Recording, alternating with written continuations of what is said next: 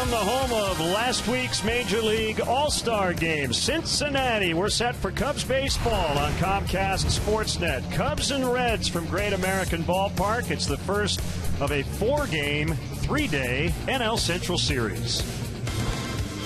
Great to have you with us, Jim DeShays and Len Casper. The Cubs have won 7 of the first 9 in this season set, and the theme lately here in our opens has been Cubs starting pitching, and again tonight. Yeah, the starters were brilliant in the series in Atlanta, in which the Cubs won 2 out of 3. They've been really good all year long. League average for a National League starting pitcher is 3.94, so check out the bottom line.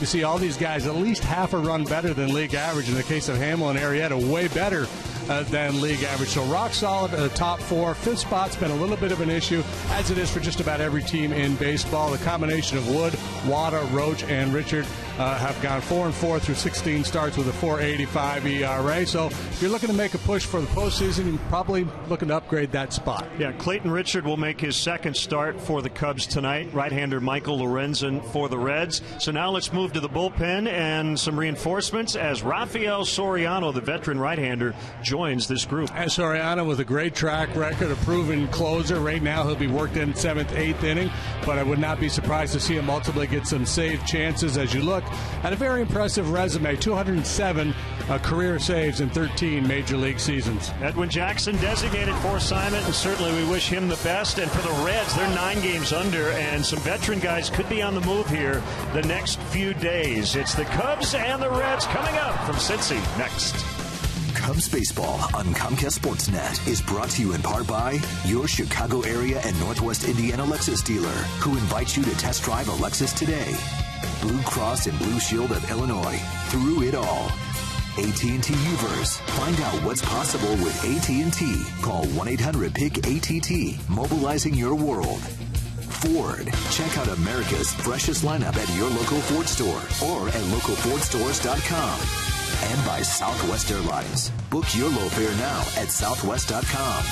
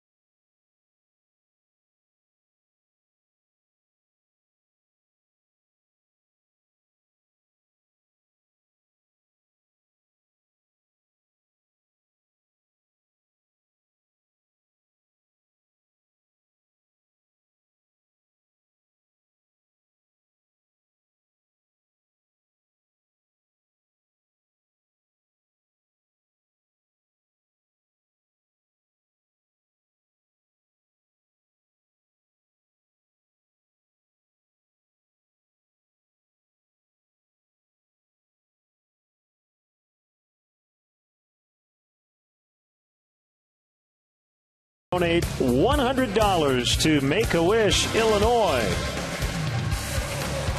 And we'd like to welcome all our viewers watching on Diverse Communications in Woodhall, Illinois. The Cubs and the Reds.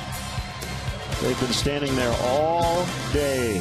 I would say frozen, but it's hot here in Cincinnati. And the Cubs Southwest starting lineup looks like this. Dexter Fowler in the leadoff spot. Kyle Schwarber from nearby Middletown, Ohio, will catch and hit second. Bryant, Rizzo, the All-Stars. They were here in Cincinnati last week, along with Schwarber, who played in the Futures game. Soler homered yesterday in Atlanta. Good numbers for Chris Coughlin in this ballpark. Starlin Castro's first career home run was here. Richard, the pitcher, and Russell, the second baseman, rounded out. Cincinnati Reds defensively, pretty solid group. Outfield of Bird, Hamilton, and Bruce. Hamilton, the speedster, out there in center. Brandon Phillips, second baseman. You know all about him. He's really good. He's won 4 Gold Gloves. Eugenio Suarez, you might not know much about him. He's taken over as the everyday shortstop with Zach Cozart done for the year, and he's played well. Frazier at third, Votto at first. Tucker Barnhart is behind the plate, and the Alexis Pursuing Perfection starting pitcher for the Cincinnati Ball Club here tonight is a youngster, 23-year-old right-hander Michael Lorenzen. We saw him back in June at Wrigley Field. For the year, he's 3-4 with a 3.53 earned run average, 12 starts, and a couple times out of the bullpen. Paul Schreiber will be the home plate umpire. The crew chief is Fieldon Culbreth at first, Jim Reynolds at second, and Manny Gonzalez over at third. Night games tonight, tomorrow, day-night makeup doubleheader on Wednesday, and then the Cubs will head home. They'll be off on Thursday before starting a weekend set against the Phillies Friday afternoon. Cubs coming off that series win in Atlanta. The starting pitching led the way. Hendricks, Lester, Arrieta, all outstanding. And now see if we can do a little damage with the bats here in the Great American Ballpark. Here we go. And the first pitch is a strike called on Fowler. This kid just 23 years of age, as I mentioned, 6'3", $180. Supplemental pick after the first round in 2013. Number 38 overall. He's got a good arm. He'll max out at 97 with the fastball, so comfortably 93, 94. There's a slider, change, and a curve. Off the outside corner. 85 degrees. Wind does not appear to be much of a factor as we get started. Sinker at 95 off the plate.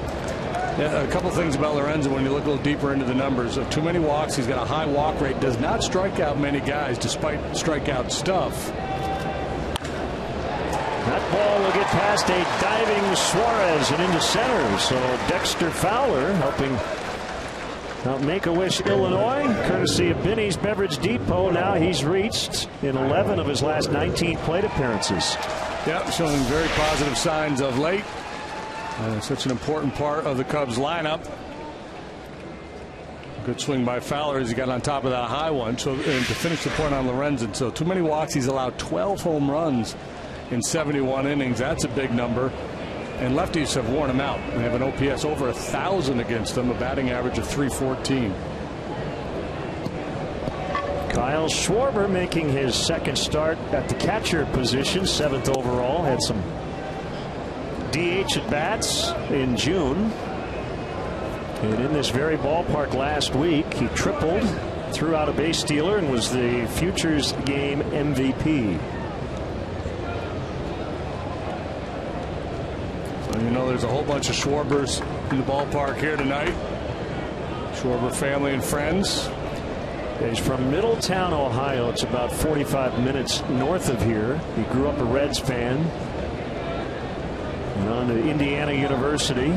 Cubs grabbed him in the first round last year. That one fouled back. 1 ball, 1 strike. 3 hits on Friday in his return to the big leagues.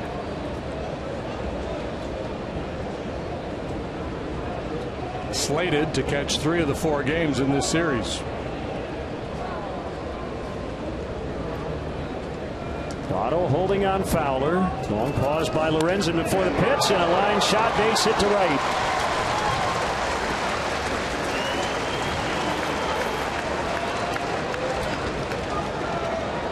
Kyle Schwarber owns that hit tool. Yeah, he does. And the thing about it is he's earned a reputation of having good power the other way. So we've seen some pitchers try to crowd him. Now that fastball leaks back out over the plate. But he has shown the ability to turn on velocity inside. And he is just scratching the surface. 22 years old. If there's a hole in his swing, nobody's been able to find it yet.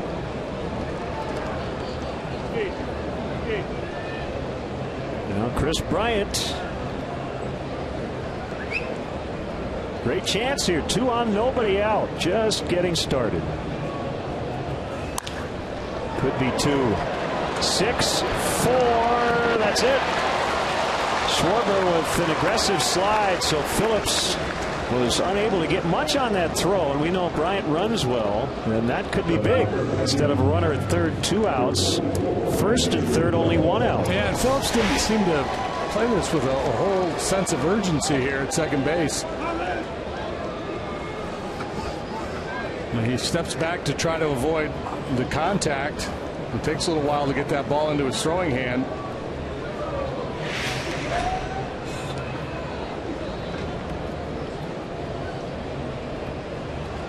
That'll bring up Anthony Rizzo. Frazier even with a bag and off the line at third.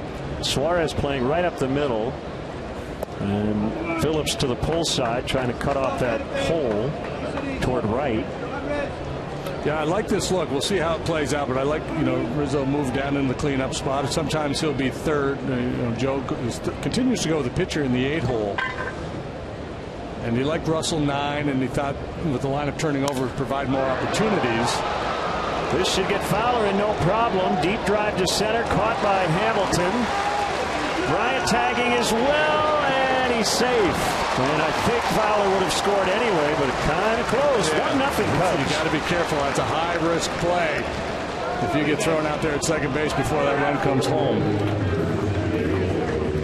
All's well that ends well.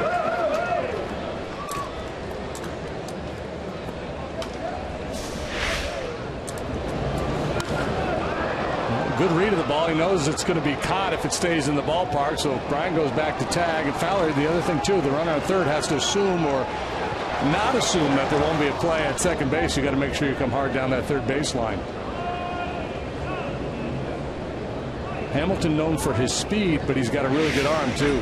The former shortstop playing center. That one really handcuffed Barnhart on a cross up. Oh, man. Extra points for hanging on to that. Dude, I thought we were going with the first sign after 2. The thing is, it could have been called a strike. Expecting a breaking ball and you get 95. But anyway, Rizzo, I think, we talk a lot about pitchers being vulnerable in the first inning. So this way you've got that, if you've got some on-base guys at the top, you could strike early. Yep.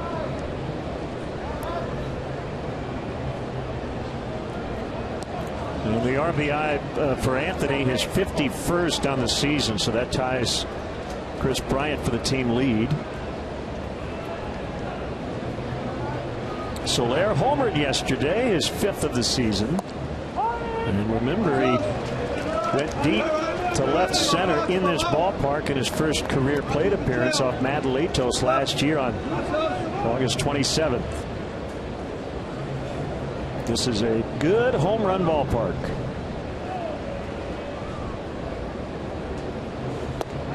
Be good to see him get on a roll, start to drive the ball. Shelby Miller pitching for Atlanta yesterday, the All-Star. 95-mile-an-hour heater, and Soler goes straight away center field. Xfinity high-speed action as he bounces one foul at the plate.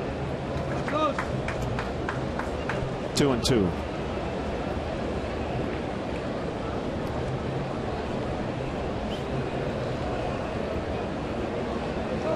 See Lorenzen already working up a good sweat. Fullerton, California native. Debuted at the big league level earlier this season. Just missed outside.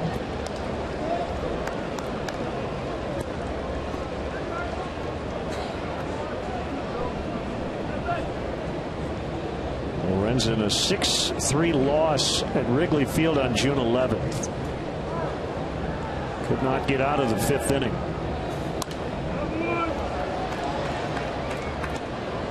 Fowler and Montero hit home runs off of him in that ball game. He had to make 95 pitches in 4 1/3 innings.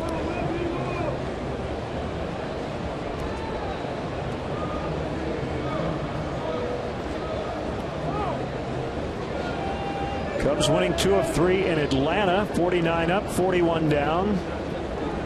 Reds dropped their last 2 to Cleveland, 40 up, 49 down. Call strike 3 to end the first.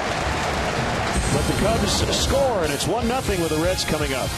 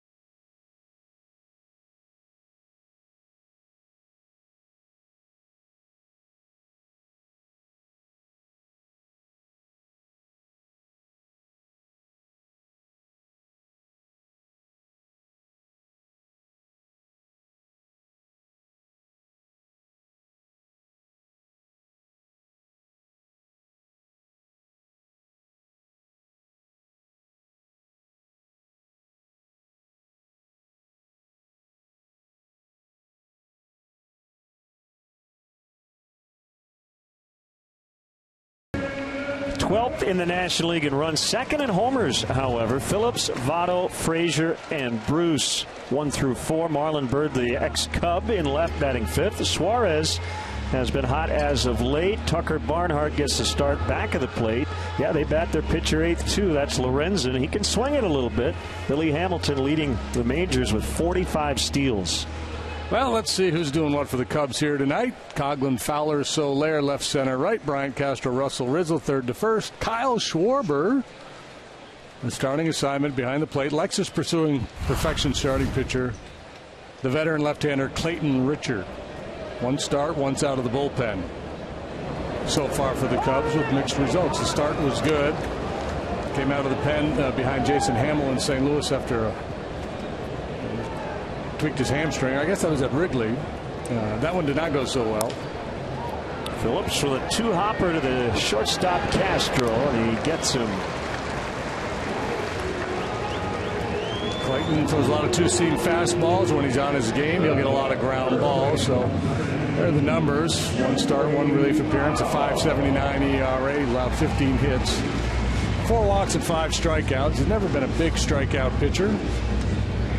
Fastball, upper 80s for the most part. Slider, cutter, and a change.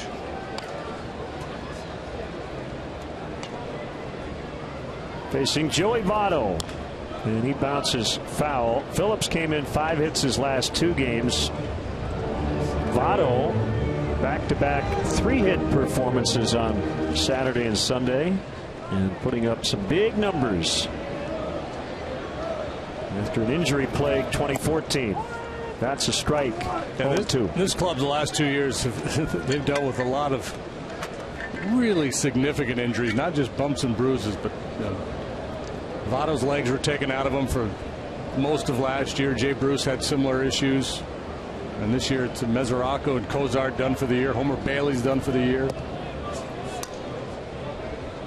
1-2. So Schwarber catching Richard for the first time. There's Brian Price, the Reds manager, and it could be a revolving door here in terms of the 25-man roster, as the Reds, it is very well known, are in definite sell mode. Votto choking up on the bat and takes that pitch inside. There's Homer Bailey. He's not going anywhere. Would not expect Votto or Phillips to be moved, but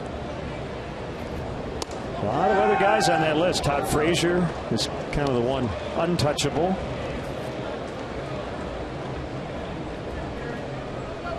(0-2 to 3-2 with Frazier on deck. Votto seems a little more spread out and a little more crouchy here tonight. Rizzo will flip to Richard, covering the bag.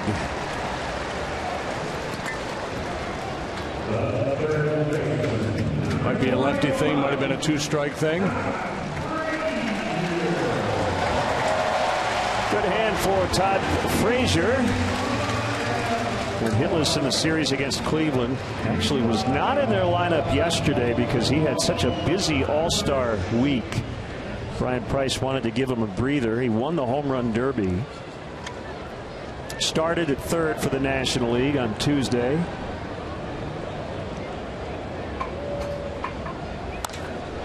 And he hits this one a ton. Gone. How about that? A line shot rocket for Todd Frazier. That might have been the lowest home run we've seen all year. That's pretty impressive to hit a ball on that trajectory that far to that part of the ballpark. And you see a guy pull a line drive over the wall. And this time he's shooting that ball towards right center field. It's just a great finish. Real strong. Watch the hands.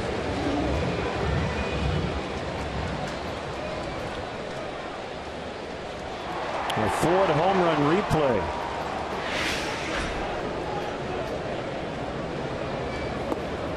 Maybe put better the shortest hang time of any home run we've seen.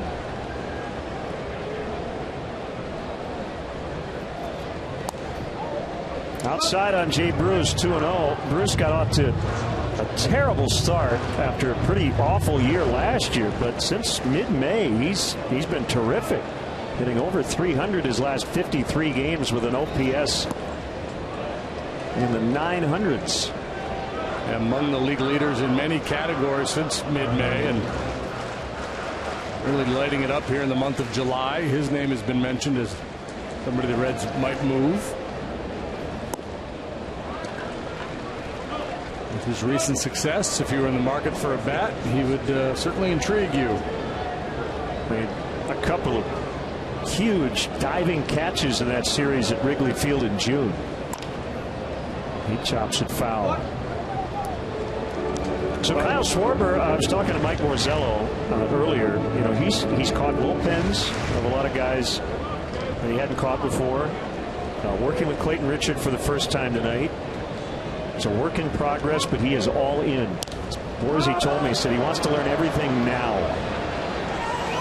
Rizzo calls him off and makes the catch. Foul territory, and that'll end the inning. 2-out homer by Frazier, 1-1 after an inning.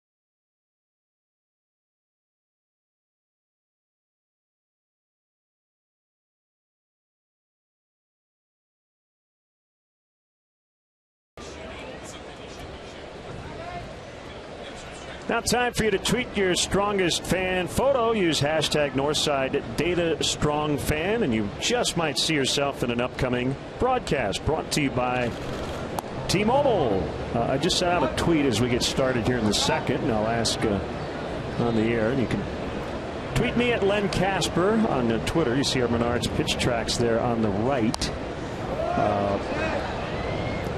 Do people like seeing that during live action? I do, because I like to see the patterns in a particular sequence. So we're just kind of experimenting with it with our new technology. You're being very democratic. You're reaching out to the people. Yeah. To see their opinion. I know ESPN does their box literally over the strike zone itself. This one's off to the side. You don't have to look at it if you don't want it, but just trying to see if our viewers think it's a good idea. Hamilton retires Chris Coughlin. I think, I don't really watch those music videos very often, but every now and then you'll come across some, have these little pop-ups with little bubbles with people saying things in them. Have you ever seen that? Like a music video? Pop-up video, I think is what it's called. So maybe we should do that too. Like once a week we'll have a pop-up game, and just a little pop-up of, like, Ernie Banks would pop up and say, do you know, in 1954 I hit 42 home runs. I was kind of thinking that while I'm speaking there's a pop-up bubble, and that's what JD is thinking. And then when you're talking is what I'm thinking. Could go for some grilled cheese. One strike on Castro. Here's a pitch. It's outside. Started to leak there. You see that front side. That's been an ongoing problem for him. Yesterday, he looked like he was committed a little bit to trying to hit the ball the other way, and he had some success too. Good solid base hit to right.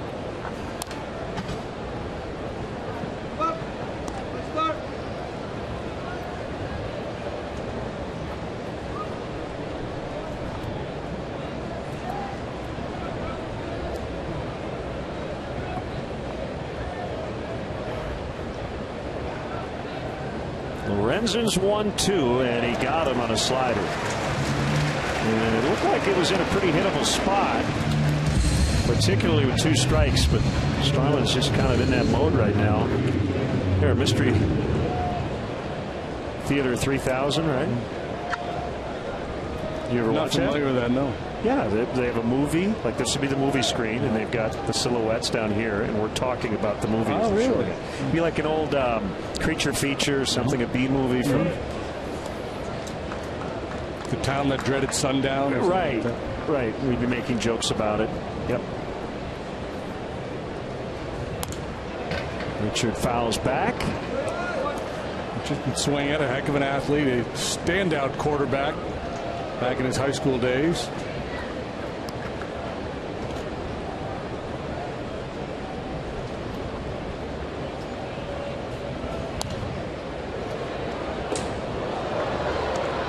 We got a pretty good football playing battery here tonight with Richard and Schwarber. Schwarber was a really good linebacker in high school.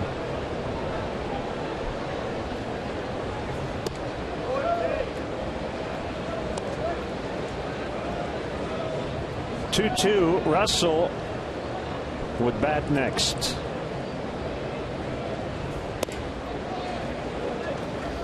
Full count on the pitcher.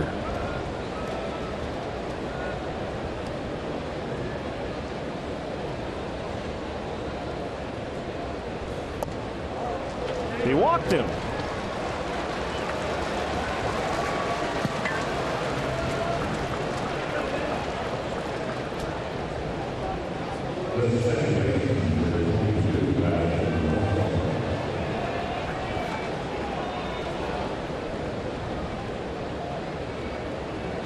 So Barnhart comes out and says, hey, Michael, next time don't walk the pitcher. Yeah, just a little psychology session there. I think Barnhart basically trying to get him to turn the page. Yeah, I know you're not happy with yourself, but let's move on.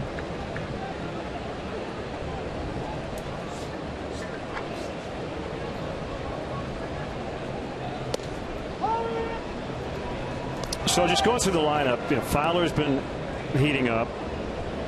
Schwarber just got back here and was hot. Bryant has been fairly cold.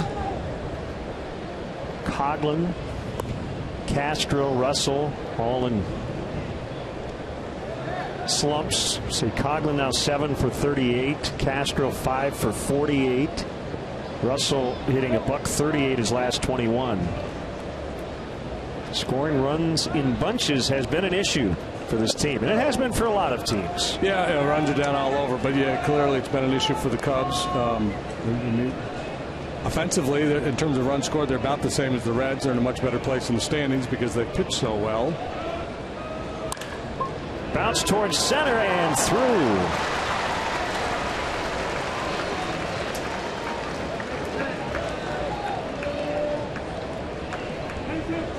So Lorenzen paying for that 2-out walk to the pitcher.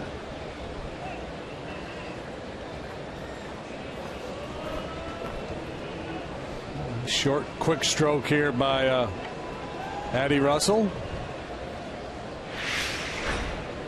A chance to really make him pay. Jonathan Herrera had a game-winning hit yesterday.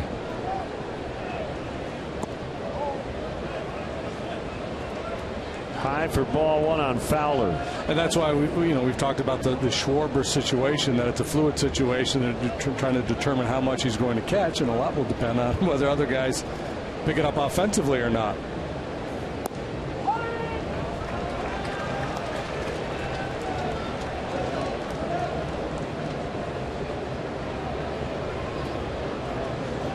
He becomes a better catcher every time he hits a line drive.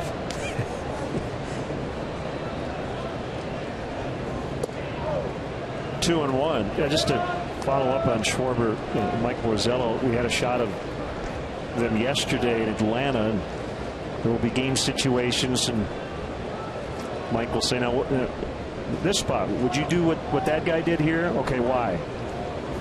And Schwarber will ask, okay, so if I don't have this particular pitch that my starter's not using that day, how do I get this guy out? I mean, just a lot of back and forth. He's very curious, and he's just soaking up as much knowledge as he can. And Mike also said, he said, look, I'm 22 years older than you are. He said, I've probably caught 1 million more pitches than you have. A lot of it's just, you just got to catch. Yeah. Just experience. Catchers will read hitter swings over the course of a game, and that's the thing. I was talking to David Ross about this earlier this year. They have such detailed scouting reports you go into a game with, but he says, I have to have the freedom to react to what I see, regardless of what the scouting report says. Ball 4, and they're loaded for Schwarber. Lorenzen not real happy right now with Paul Schreiber, but again, he walked the pitcher with 2 outs. And it has ballooned, and he might have been right. Yeah, you can understand his point because he made a lot of quality pitches. And Barnhart was out there to talk to him after the walk of the pitcher. Now he's barking at the umpire a little bit.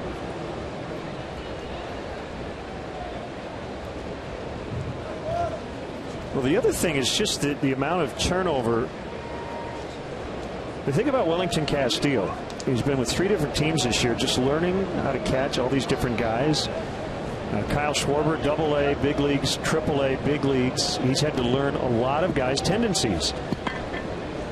And, everybody can catch a fastball right down the middle, but when you're catching Pedro Strop, when he misses on his slider, what's the most likely area that I have to be prepared to go get? And some guys are just easier to catch because of the nature of the, some guys are pretty straight and they don't have a lot of late movement. Other guys have nasty sink.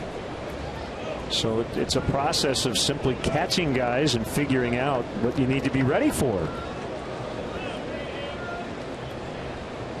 And he's not worried about catching right now. He's trying to drive in some runs in a 1-1 tie. Already 1 for 1. Swing and a miss. Maybe a little impatient there. Understandable with the bases juiced.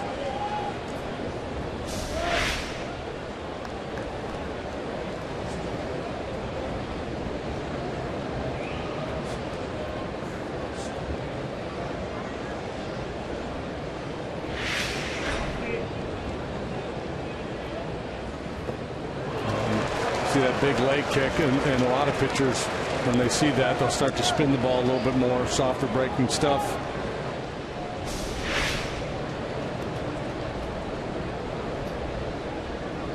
See with 2 strikes if he cuts down on that leg kick.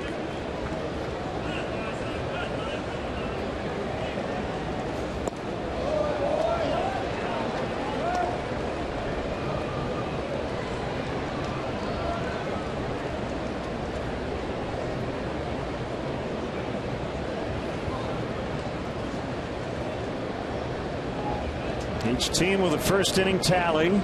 Cubs threatening with 2 outs here in the second, and Schwarber stays alive. And clearly he has with 2 strikes, not using that big leg kick here.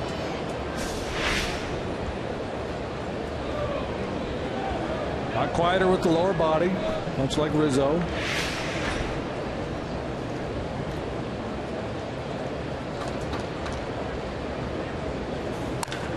Line shot right at Jay Bruce. But he blistered it. He did. Cubs lead 3, 1-1 early.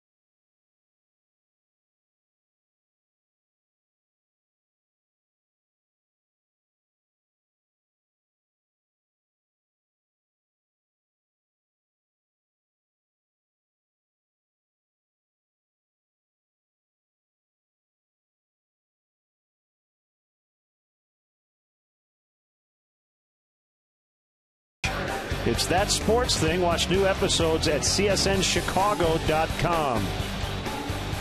Maybe after the ball game. Clayton Richard in a 1-1 tie. A couple of minor league notes for you. Christian Villanueva, Iowa infielder, the Pacific Coast League Player of the Week. Last week, 8 out of 15, 3 homers, 9 RBIs in 4 games. Second time in a month and a half he's won that award. And infielder Chesney Young at Myrtle Beach, Cubs 14th round pick last year, hitting .337. 2 single-A stops this season. Recently had a 5-for-5 game, and Sunday set a new Carolina League record, reached base in his 38th consecutive game. Impressive stuff. Minor league record is 74 games. Do you know what the major league record is on base streak? Outside on Marlon Byrd. I'm going to go with 71. 84 games. Ted Williams, 1949. Clayton Richard robs Marlon Byrd. That was going to be my first guess. I should have trusted it. Yep, you should have. A smile from the lefty. He's playing the whole game. Worked a walk. Now was flashing a little leather. Addison Russell was probably going to be in position to make a play on that ball anyway. And to hang with him for Marlon Byrd, he sure did hit it hard.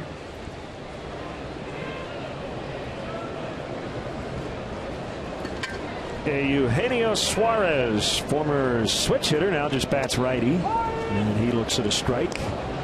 Recently turned 24. Second straight year he's been given an opportunity due to an injury.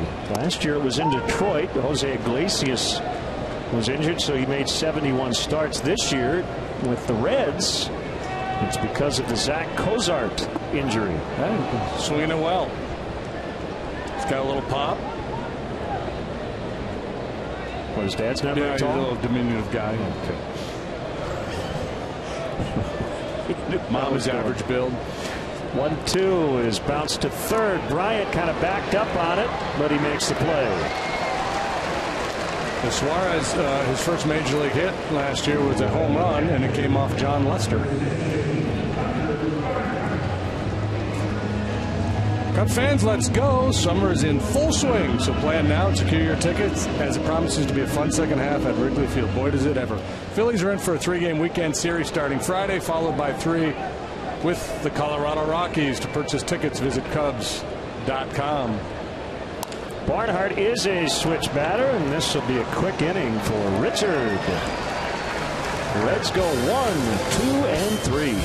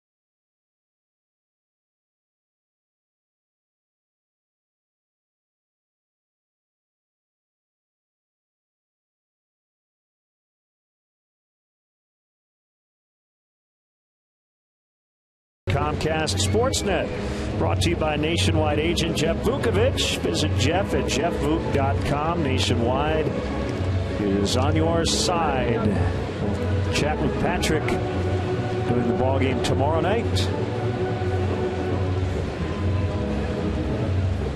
It'll be Jason Hamill against Raisel Iglesias.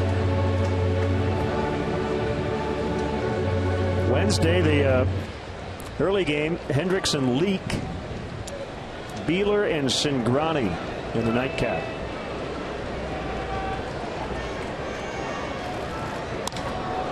Bryant swings at the first pitch, high and deep. Hamilton still going back, and he has just enough room up against the padding to make the catch. An impressive swing of the bat, though, and I was watching Chris Bryant take batting practice today, and he was hitting a lot of balls straight away center field and way out of here in right field.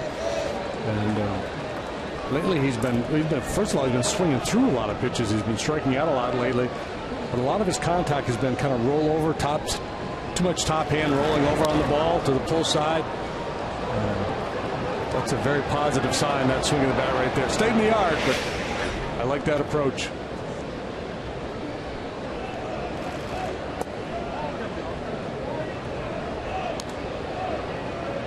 Want to know on Anthony Rizzo. Sac fly in the first inning, knocked in the Cubs run. 942 on base plus slugging, ranking 6th among all major league hitters.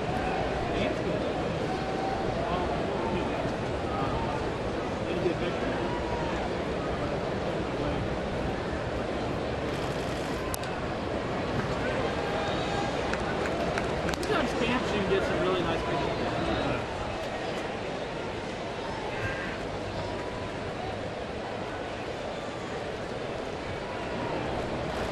Quick pitch, tomahawked into right, and caught by Bruce. Well, that quick pitch gets guys to swing. Yep. And after a couple slow breaking balls, a good heater up and in.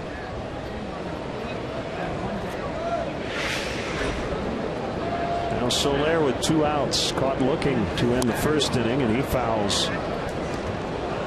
So the Red Sox and Angels rained out, and Rockies and Padres rained out yesterday as well. A lot of rain in Southern California.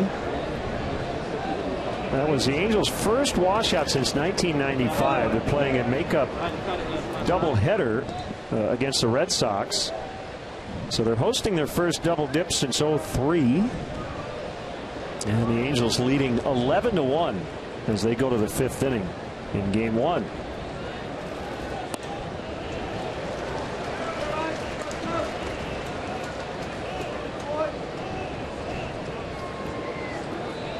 The Red Sox have 9 hits and only 1 run. Now they're in the 8th.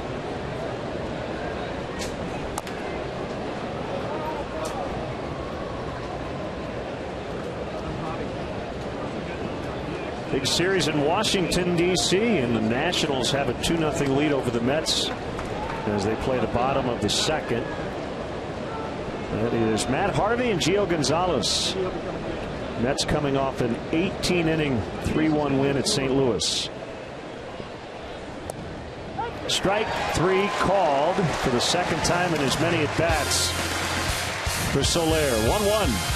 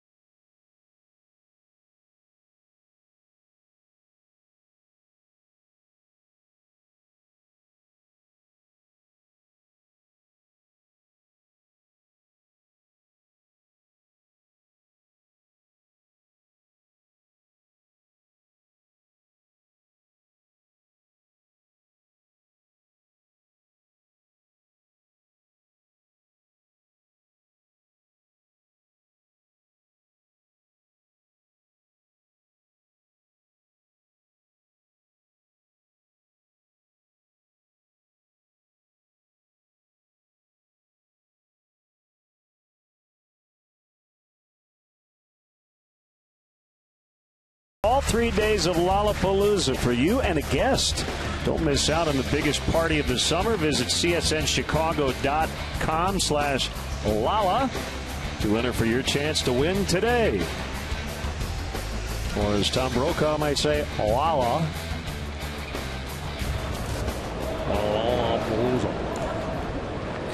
Here's Lorenzen. He's a good athlete. He can swing the bat. He was an outfielder in college, Cal State Fullerton. Had a little pop like Suarez and some on-base skills, but started to close games during his senior year. Drafted as a pitcher by the Reds, and they fairly quickly made him into a starter. He threw under 45 innings in college and made 0 starts. So they've got a good athlete without a lot of wear and tear on his arm. Yep.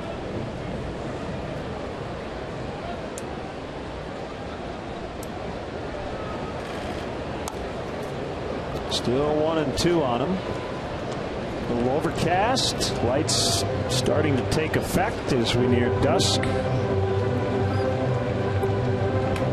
By all accounts, the All-Star festivities here. Futures game, home run derby, the big game. Everything went well last week.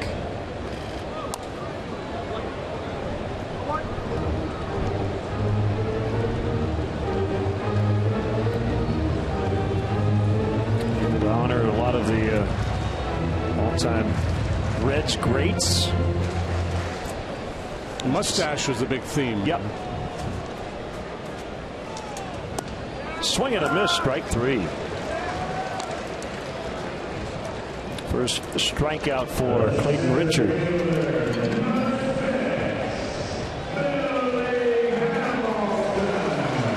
comes Billy Hamilton batting ninth for the 39th time he's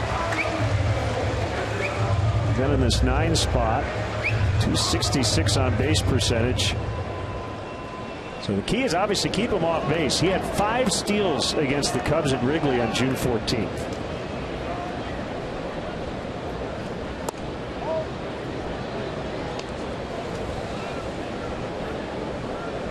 Leads the league with 45. He's been more efficient too. He's only been caught 7 times. It's foul.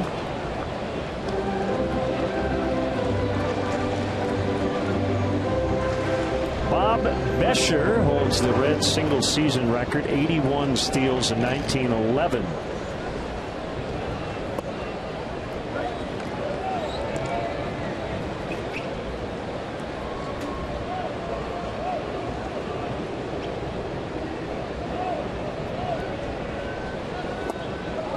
It's been a while since anybody's stolen 100 bases, hasn't it?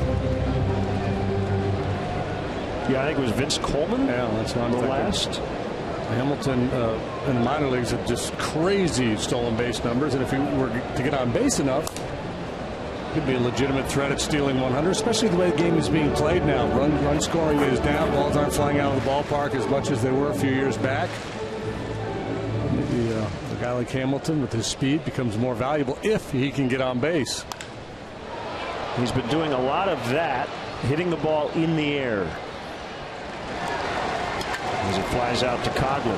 We talked about that the last time we saw the Reds. Got to hit the ball on the ground, take some more walks. Here comes Phillips, who was hit in the leadoff spot more often than anywhere else. 40th time he's batted first, but he's hit first, second, fourth, fifth, sixth, and seventh.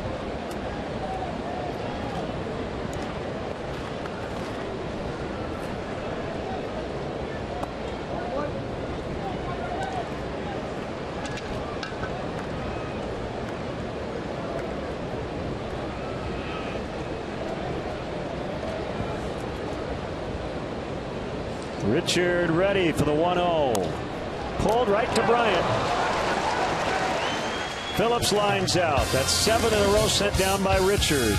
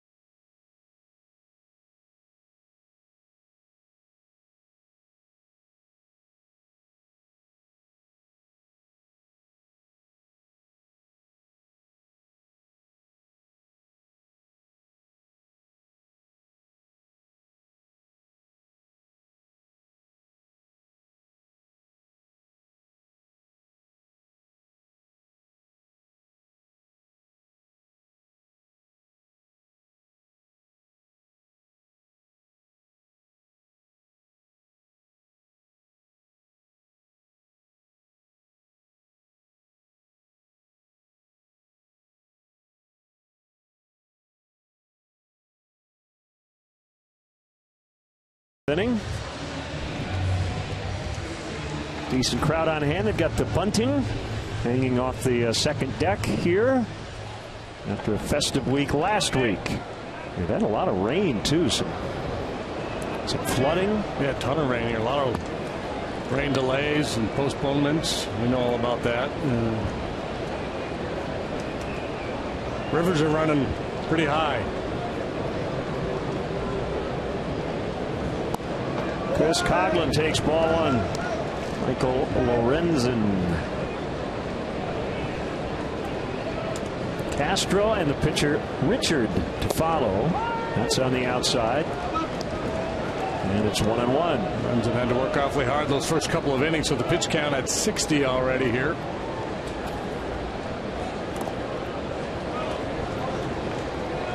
There's a theme of the weekend series in Atlanta. Brave starters running very high pitch counts into the middle innings due to the patient approach by the Cub hitters.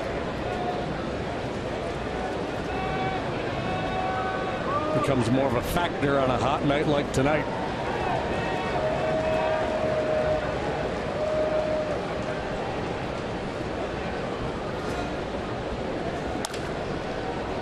Bounced right to the shortstop, Suarez. I'll bring up Castro. So Zach Greinke, the talk of the baseball world right now. He ran a scoreless streak yesterday of 43 2/3 innings. A couple of interesting notes. He has not thrown a shutout this year. Did you know that Orel Hershiser's record streak of 59 innings in 1988 began on August 30th?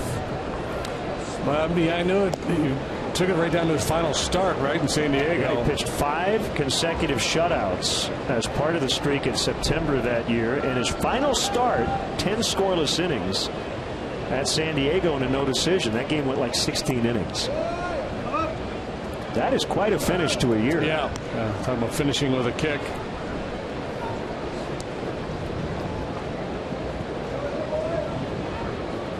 What year was that? 88. Well, that's the year he had the great postseason too. Yep. I mean, just tireless. 2-1 on Starlin.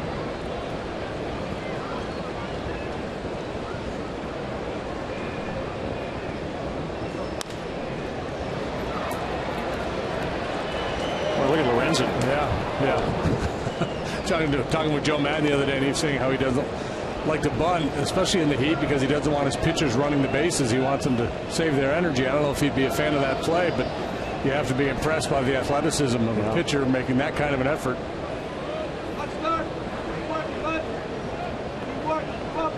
Kind of like Travis Wood. He used to always say he's a baseball player that just happens to pitch. I think Lorenzen's cut out of the same bolt of cloth.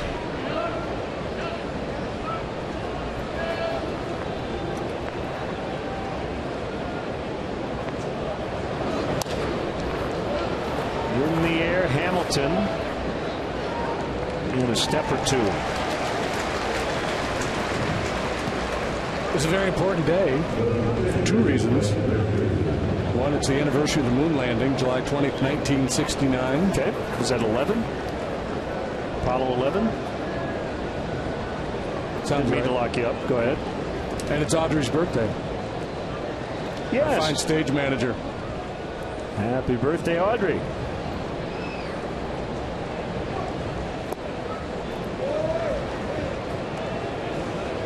Was she born on that day? One small step for Audrey, one giant leap for Cincinnati. And it's also the anniversary of the first home run that Gaylord Perry ever hit. And apparently some years before that, Alvin Dark said, we're going to land a man on the moon before Gaylord Perry hits a home run. That was the story. He was taking BP like 5 years before, and there was a writer back there and said, hey, Gaylord, looks like he swings the bat pretty well. And Alvin Dark supposedly said, we'll land a man on the moon before Gaylord Perry hits a home run. And it was like minutes after the moon landing. Really? And Perry went deep. Oh, that's great. That's one I don't even want to know if it's not right, true. exactly. Right? It's just too good. Exactly. Barnhart took the worst of that.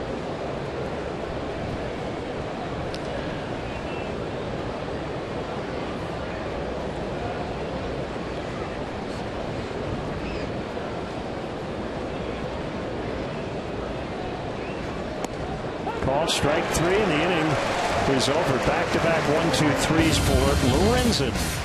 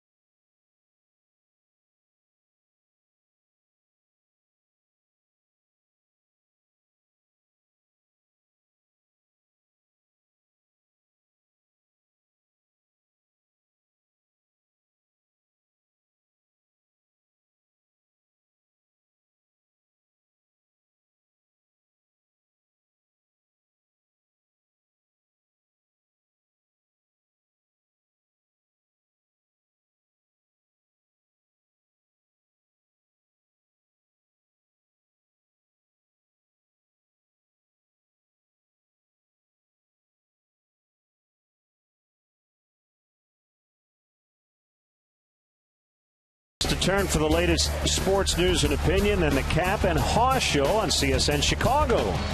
Hosted by David Kaplan and Chicago Tribune writer David Haw. It's the only AM sports talk TV show in town. Don't miss the Cap and Haw Show.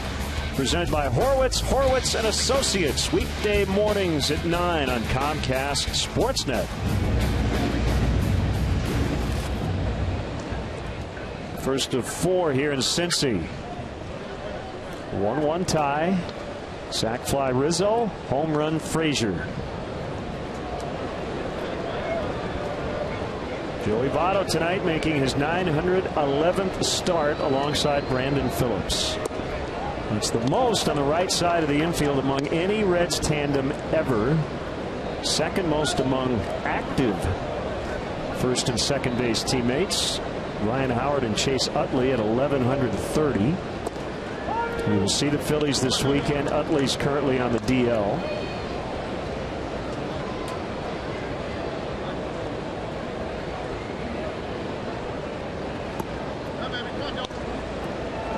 Two and 1.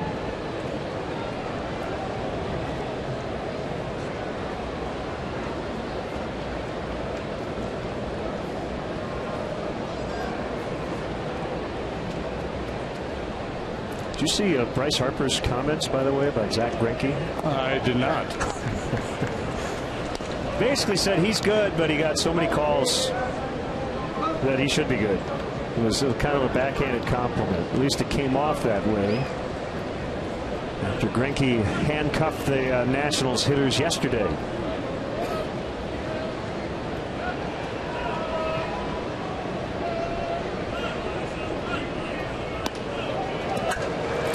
Walks to start the inning. It's something he has always done well. First walk issued by Richard. And yeah, hitters right now, I think even the good ones get a little aggravated because the pitchers, by and large, have the upper hand. Yeah, well, it's too, some players are just hyper competitive and they don't want to ever give the other guy credit.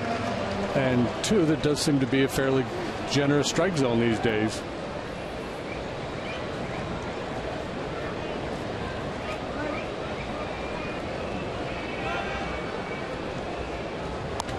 I know I'm preaching to the choir, but it is interesting how for years pitchers complained about every rule, every ballpark, everything in the game was tilted toward offense, and it fell on deaf ears. But now there's this big, oh man, pitchers can't be that good. One strike on Frazier. He lined a homer over the wall in center in his first at bat.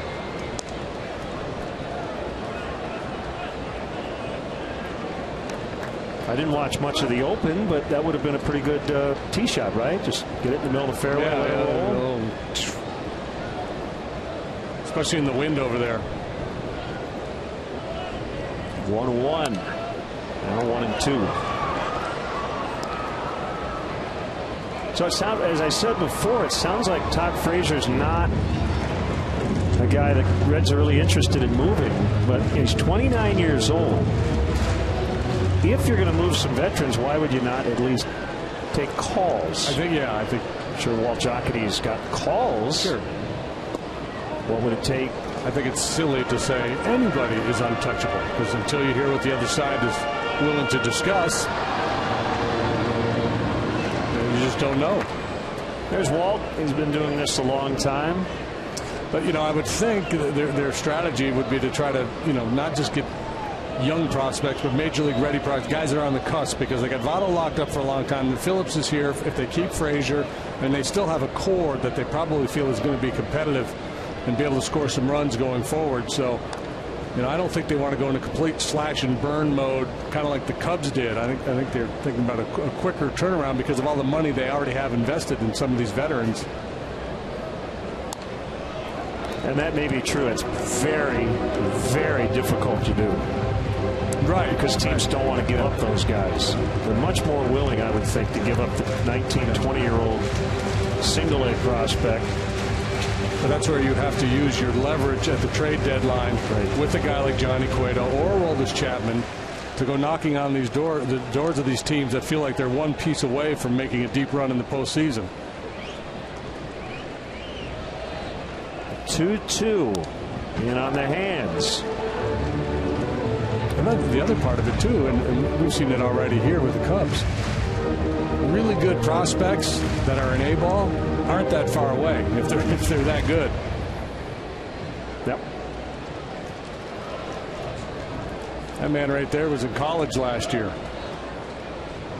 There goes Votto, and Frazier pops it up. This will get out of play. Yeah, and A-ball for Kyle Schwarber was kind of a blur. He didn't spend much time at any stop along the way.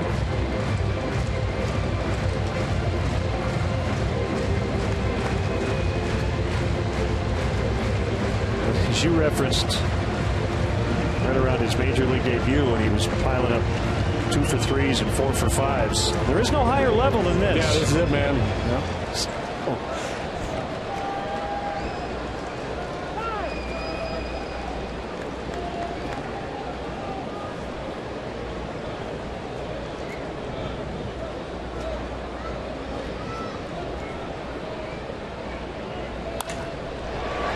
Is into left, and the Reds now in business. 2 on, no outs.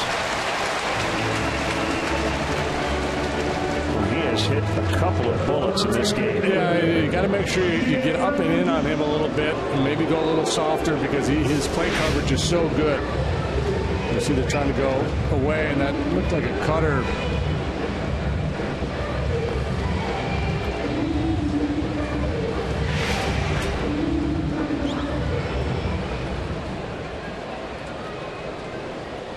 Bruce fouled out to first in the first.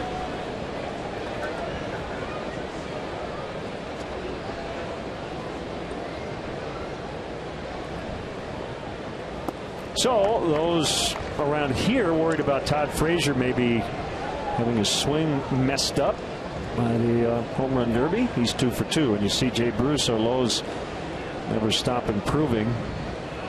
Just a horrific start. Mid-May started to pick it up, and boy, in July, 327 with a 612 slugging average. And we referenced it earlier. He had the leg problems last year, and his swing became very rotational, a lot of turning with the upper body, and he hit a ton of balls on the ground this year, getting the ball airborne a lot more frequently.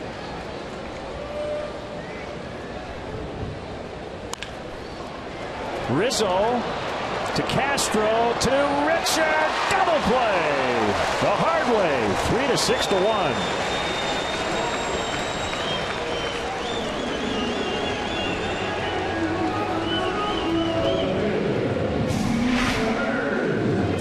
is sharply hit by Bruce. That helps.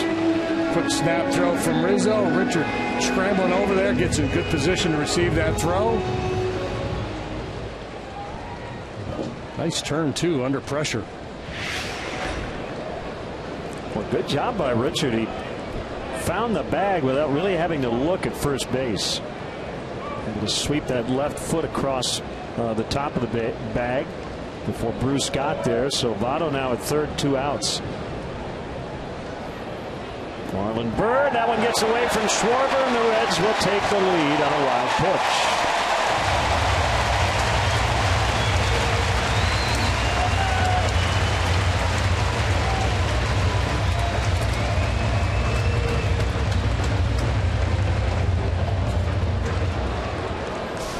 That was unfortunate after the big double play. Kyle just not able to get over there quickly enough to square up behind that ball and block it. And kind of reach for it with the glove as opposed to moving laterally to get into a better blocking position. The 1-0 is high. Last time we saw the Reds, Byrd was on the disabled list with a fractured right wrist, missed 15 games.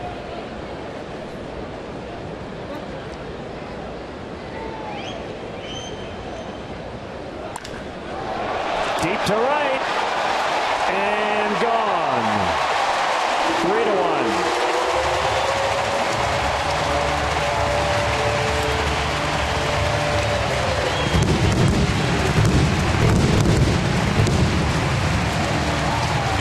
Number 16 for Byrd, second here tonight for Cincinnati. Boy, what a stark difference between this ballpark and the one in Atlanta that we just came from. Oh, really flying out of here.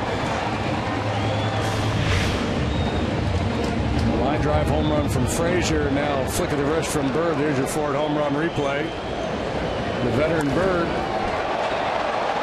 And no doubter the other way.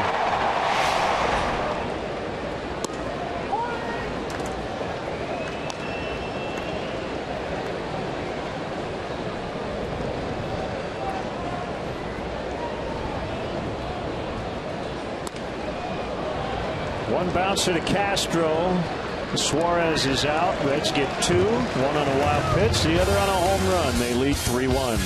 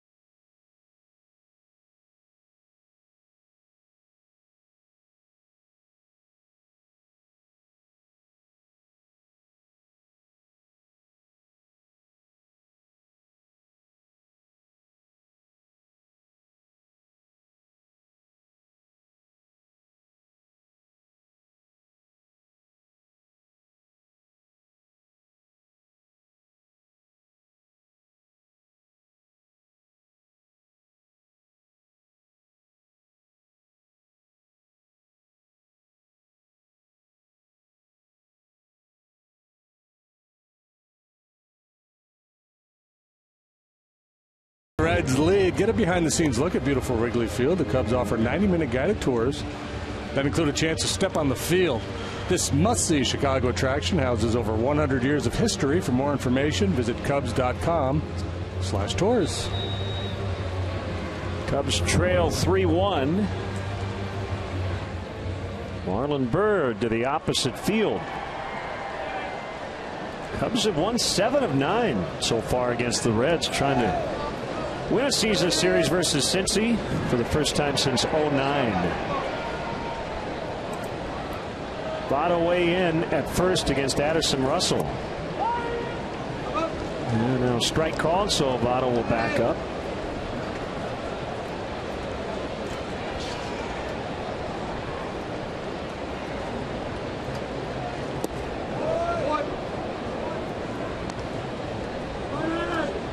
Fowler and then Schwarber here in the 5th. Lorenzen working quickly. Good slider that time. 1-2 now. Yeah, I think once he got the feel for his breaking stuff, he's been a lot better. Slider and the curveball. That curve is never over close to the zone. Yep, 2-2.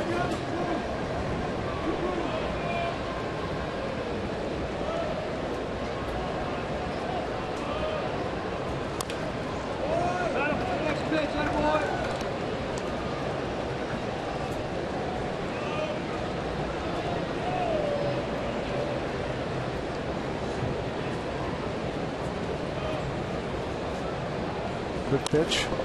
And a ground ball into right. Votto was headed over toward first as Russell made contact. I don't think Votto would have made that play necessarily. So leadoff single.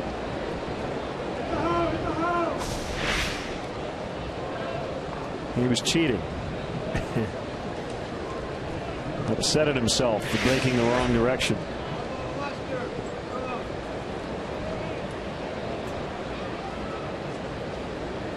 Fowler a single and a walk. Last 5 games he's been on 12 out of 20 trips to the plate. And I guess 13 if you add that he reached on an error as well.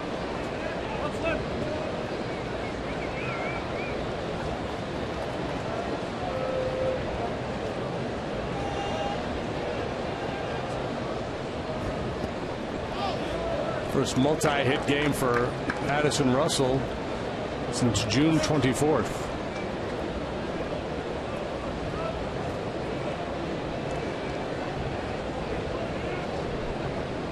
Getting some instructions from Brandon Hyde. Gary Jones across the way at third.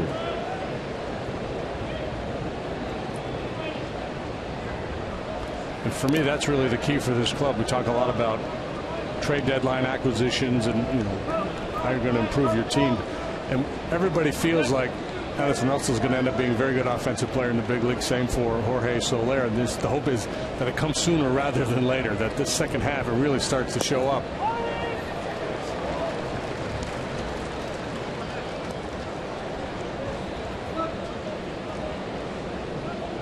Yeah, we probably don't talk about internal improvement enough. It's always about what can you add? What can you add?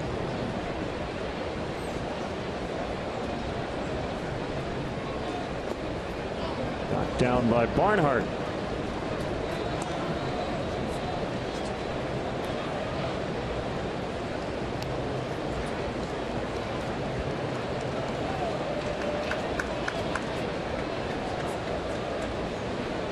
Always learn something from the manager when we have our pregame chats with Joe.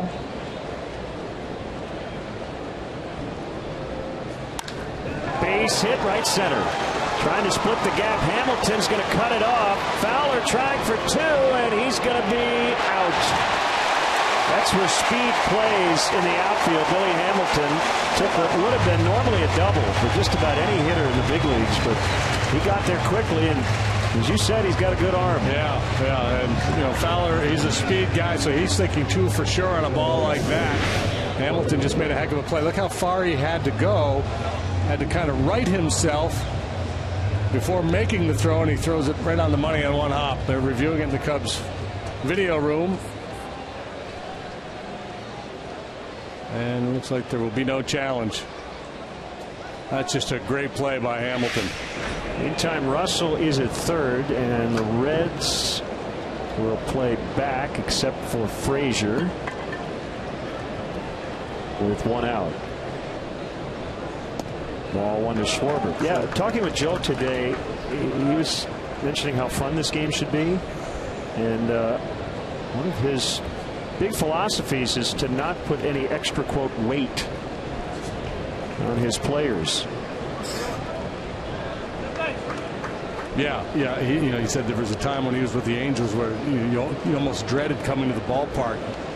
A team that starts to win and then expectations rise, and if you go through a little bit of a funk and you're losing a little bit, you don't need that guy who's screaming and yelling and we're going to work early, we're going to, and that's the reaction. It's kind of an old school reaction. You go through a losing streak, so we're going to do extra work every day, and it's almost like the manager's trying to prove to his bosses that he's doing everything he can.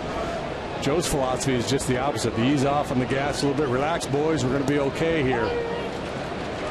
3-1 to Schwarber, and he admitted that he felt as a player that he did not respond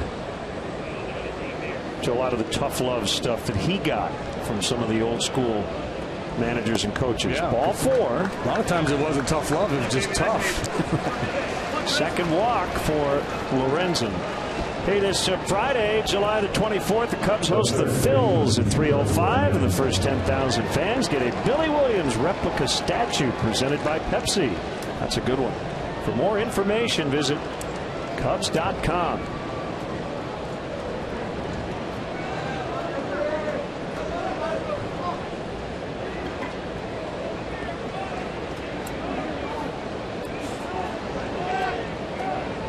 Bryant 0 for 2.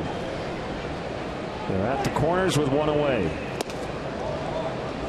Slider, ball one.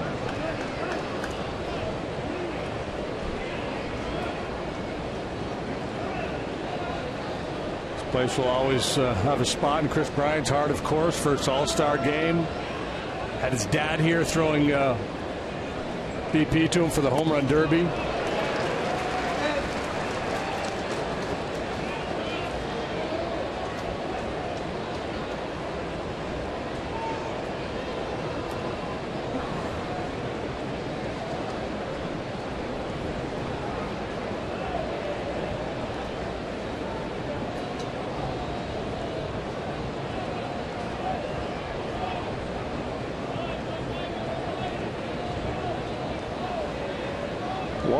On Bryant, the pitch.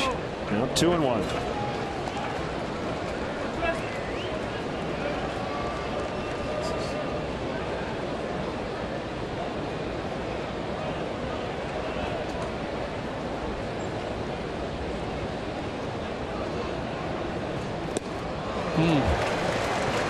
Don't want that one back. Yeah. I saw Starlin swing through a slider earlier.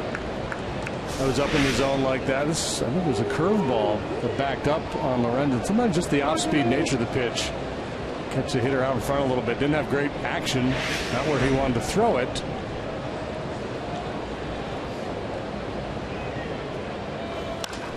Driven the other way. Bruce can't make the play. That ball bounces out of play. And Schwarber's going to have to stop at third. Russell's in. It's 3-2 on the double by Chris Bryant. Oh, yeah, boy, how good is that to see after hitting that deep drive to center last time. Bryant goes to right field this time. Could be some real good stuff coming from Chris Bryant here in the coming days. And that puts Lorenzen in a bind with Rizzo coming up. They do have a base open, and Jeff Pico, the pitching coach, will head out and they'll discuss.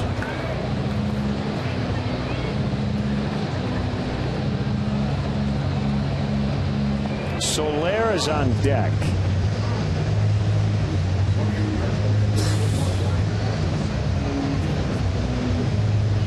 So that guy caught it. The Cub guy. Or the red guy next to him. Bryant regains the RBI lead on the roster with his 52nd. Rizzo has 51. Action in the Cincinnati bullpen. Ryan Matthews. He was warming up with 2 balls out there. Did you notice that? Had one in his glove while he was throwing the other one. It's a good idea.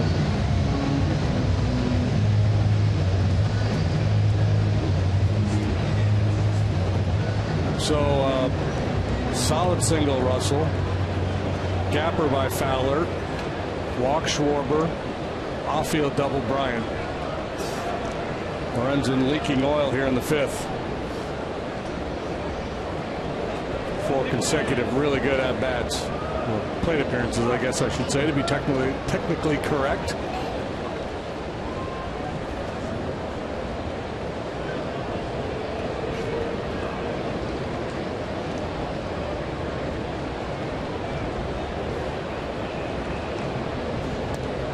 Good rip by Rizzo. So Michael Lorenzen is either borrowing one of Johnny Cueto's gloves, or it's Lorenzen's glove in honor of his teammate, as it says Johnny Cueto on it.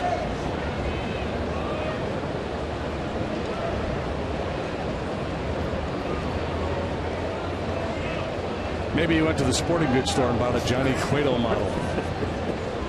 Maybe that was a giveaway.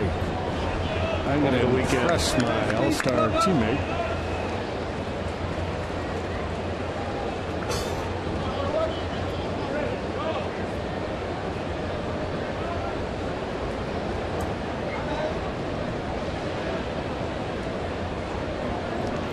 Oh, 2 fights it off. So Anthony knows the deal here.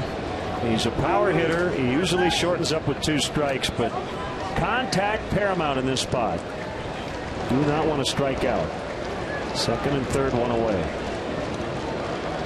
I would think they would try low, down and in breaking pitch. Got it.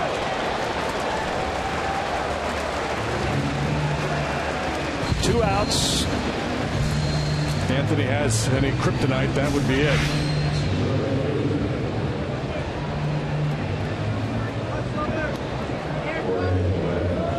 Well executed by Lorenzen, and then finally that breaking ball down in the dirt. Anthony a little anxious there with a couple guys in scoring position.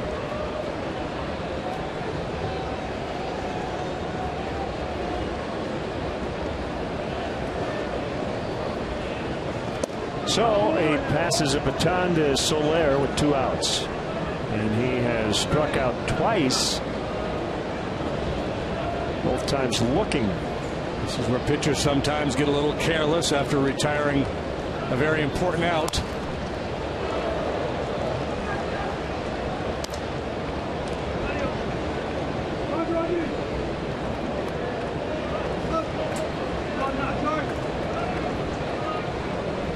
His next pitch by Lorenzen will be number 100 as he tries to get through the 5th inning.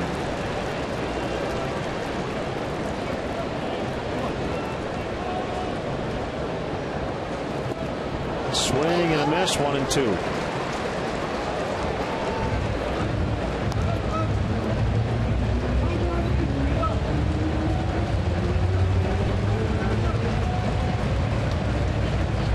Caught looking twice last time. It was a fastball right at the bottom of the knees. There wasn't much Soler could do about it.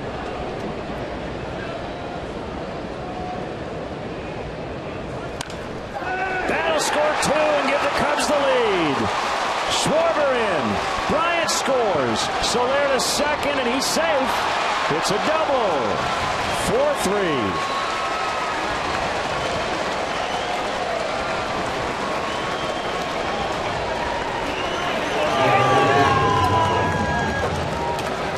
Cubs putting a very nice inning together here. This is a breaking pitch, and he's left a few of them up like that tonight. He's been able to get away with it, but Soler did not let him off the hook this time. Bruce, like Hamilton's got a big arm out there, but Suarez not able to handle that one-hop throw. Soler in with the 2-out double.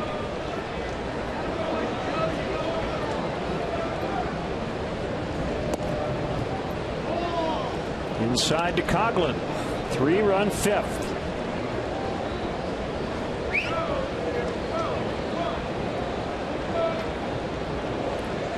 Got to believe this is the end of the line for Lorenzen, whether he gets him or not. Yep.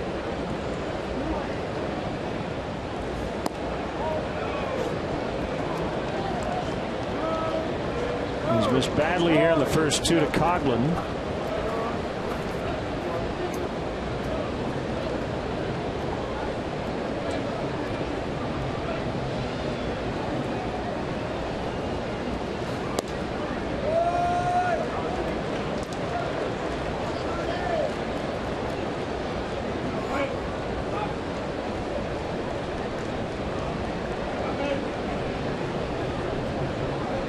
The 3-0. Okay. Felt like the automatic strike. Yep, 3-0 Leo. That's unbelievable, isn't it? You get that call. Look at how Barnhart had to reach for it. Line to Frazier for the out.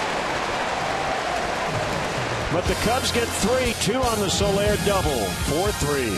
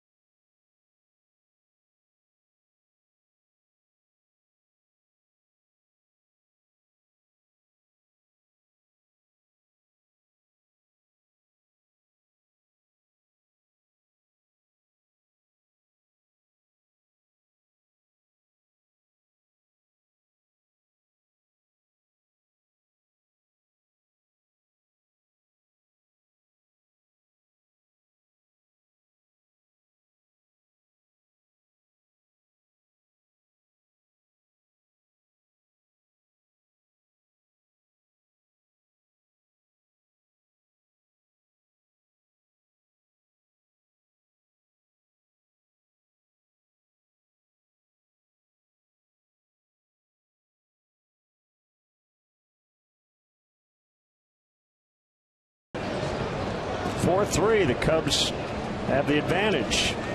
Reds got 2 in the last inning, but then Cubs answered right back. Soler with a go-ahead 2-run, 2-base hit. And Tucker Barnhart looks at ball 1.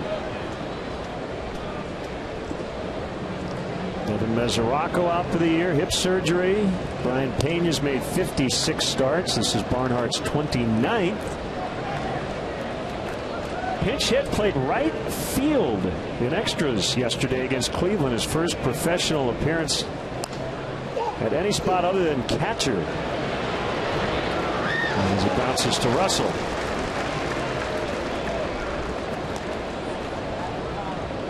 This Sunday, it's the 26th of July. The Phillies are in town. Game time is at 1:20. First 5,000 kids receive a Cubs replica batting helmet presented by Advocate Children's Hospital. After the game, the first 1,000 kids 13 and younger will be allowed on the field to run the bases. That's weather permitting, of course. For more information, visit Cubs.com. And remember, you got to get those wristbands. You're one of the first 1,000 kids. So Lorenzen will take the at bat, but I think he's done pitching. Probably see Ryan Matthews in the 6th.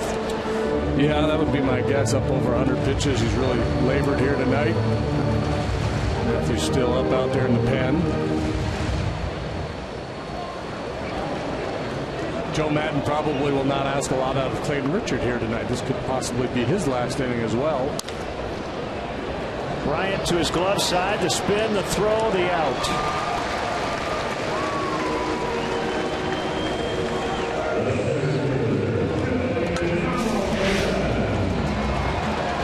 Usually a fairly busy night for a third baseman with a guy like Richard on the mound.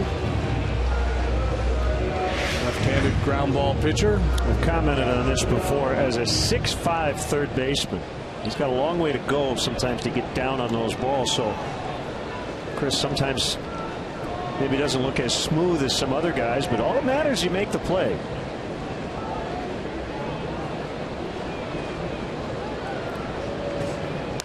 Hamilton fouls. Yeah, there's no artistic merit in baseball. It's all about results. Justin Grimm looks like he'll be first one out of the chute here tonight. Yank foul. Nice play down there by the ball boy. It's a tough play because you have to make the read. You have to make sure it's not fair.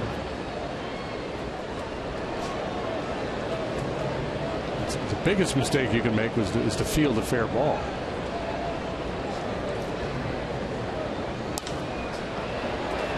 Coghlan back now in. And that's that for the Reds. Cubs 4, Cincinnati 3.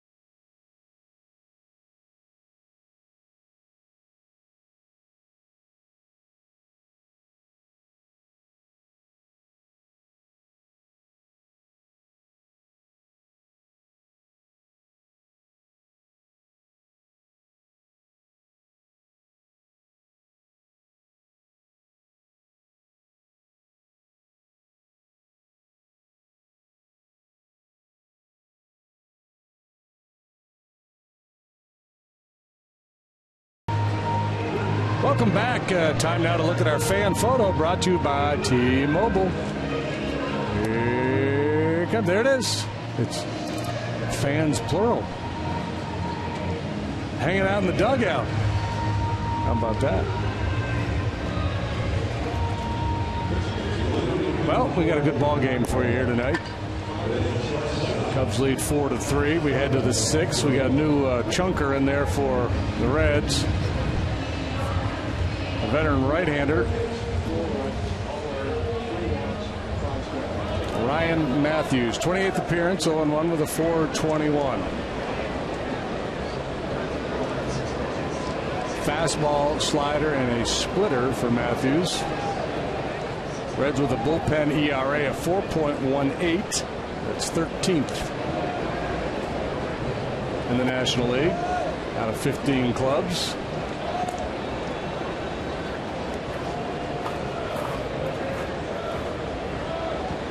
Matthews started the Rockies organization, made his major league debut with the Nationals in 2011. Foul pop-up, not much foul territory in this ballpark. Nice play.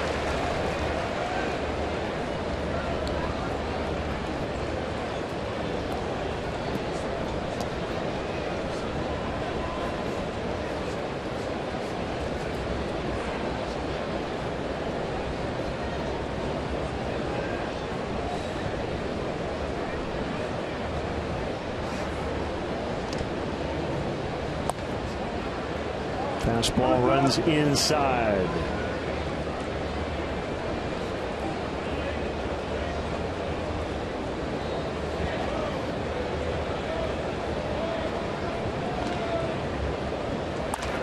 Oh, what a play.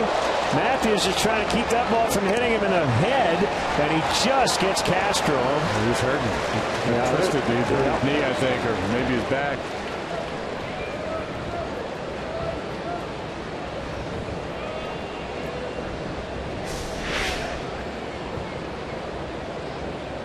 sharply hit ground ball, part trying to make a play, part self-defense, and then he really had to hang in there to finish the play because he's clearly in pain.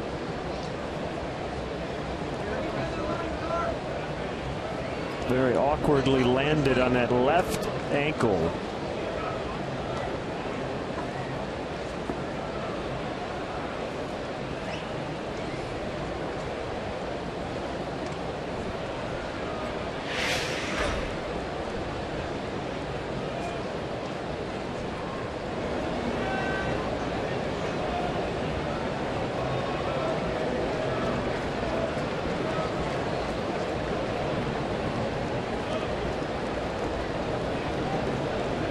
And they take a couple of warm-up tosses just to make sure.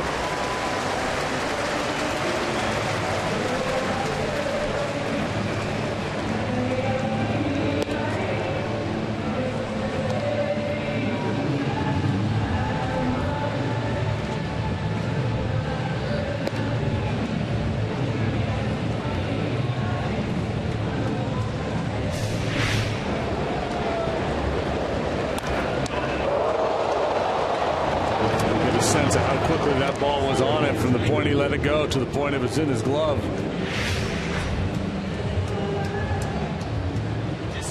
Kind of grabbed his knee there, got all contorted.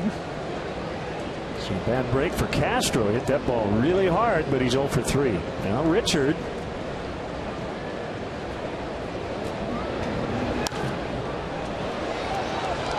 Off of third and play for Frazier.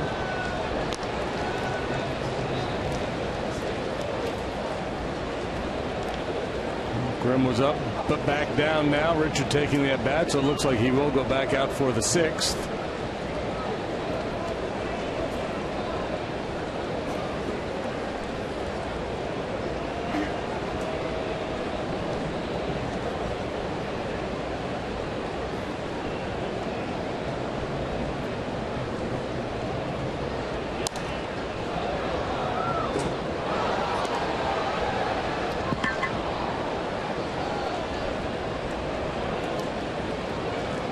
Cubs out hitting the Reds 7-3.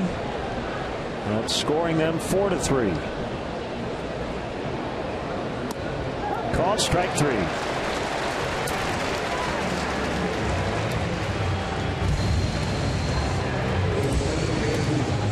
Big Cub fans, let's go. Don't miss your chance to catch the best matchups in baseball. Reserve your place in line for history in the making. Join the season ticket holder waiting list. It's easy and free to register. For details, visit Cubs.com/waitlist. Russell 2 for 2 with a run scored after an off day yesterday in Atlanta.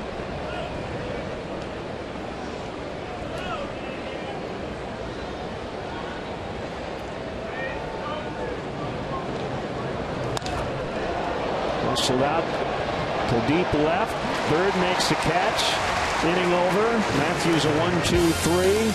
4-3 Cubs.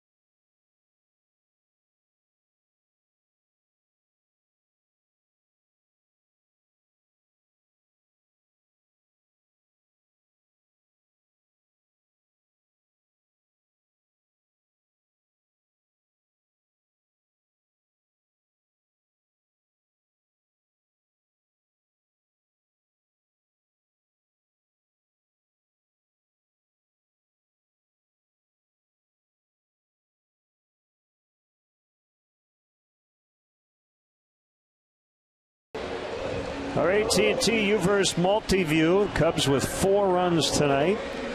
And getting some good contributions around the lineup, particularly at the top. Fowler's been on all 3 times. Schwarber twice. Bryant with an RBI double. Rizzo the sac fly in the first. Jorge Soler 2-run double 5th inning to give the Cubs their current advantage. Brandon Phillips, a foul strike. Yeah, I mean, just if there was such a thing as stat as quality at bat per plate appearance, this is one of the better games the Cubs have had in a long time. Up and down the lineup, guys having very good at bats. Pulled in the left. Phillips around first. He's going to stop with a single.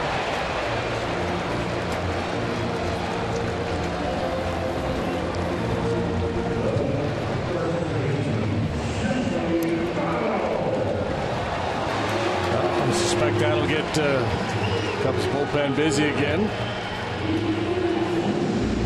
Justin Grimm up earlier, heating it up. Always dangerous when a pitcher sees the lineup for the 3rd time, especially when you're dealing with the top and the middle of the order. Yeah, we talked yesterday about the leash for the manager. Jake Arrieta, John Lester, Jason Hamill, longer. Right. Kyle Hendricks is starting to earn a little more with his last month or so, and Clayton Richard, not yet. Yeah, and a lot of it is just based on stuff, and typically your 5th guy doesn't have the quality of stuff that the guys at the top of your rotation have, so it becomes a percentage play. Give me 5 good innings and I'll get you out, or have somebody ready just in case things start to unravel. And when you get the quality work that they got out of Lester and Arrieta the last couple of days, you've got fresh arms in the bullpen because they haven't had to do that much work.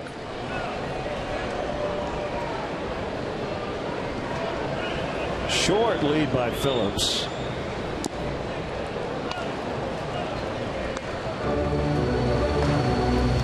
It's Bert Badenhop. Yeah, I think it's the nature of the Reds lineup that allowed Clayton Richard to come back out here for the 6th. That being Joey Votto, left-handed hitter, Jay Bruce, left-handed hitter, 2 and 4 in the batting order.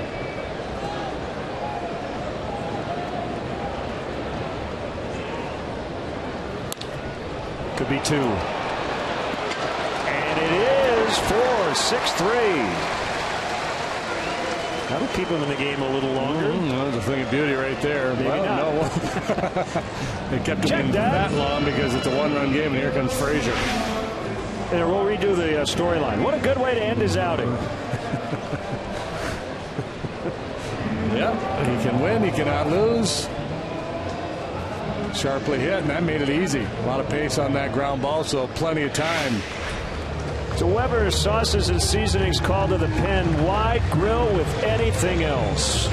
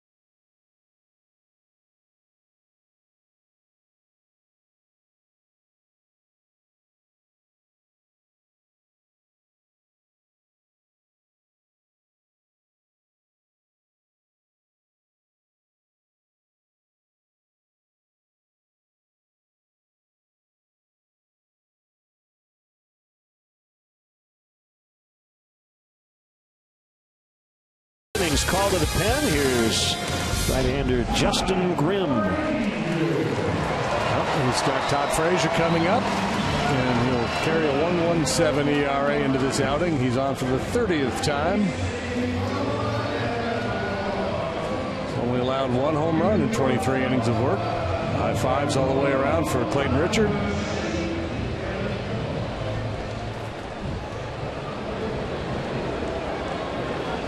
So it's up to the bullpen the rest of the night.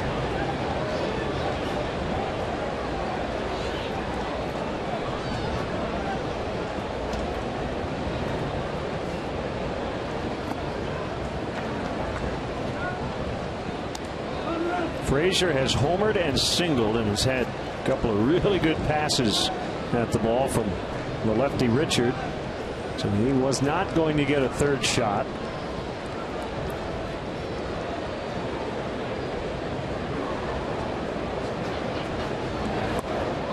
Cut it off. Should get it in there if you're going to try to go hard in.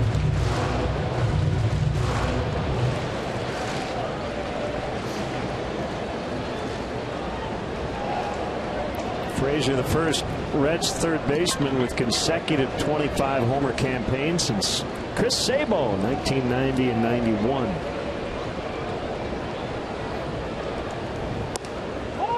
AKA Spuds McKenzie. Frazier on pace to be the first Red to have a 40-40 campaign. That's homers and doubles.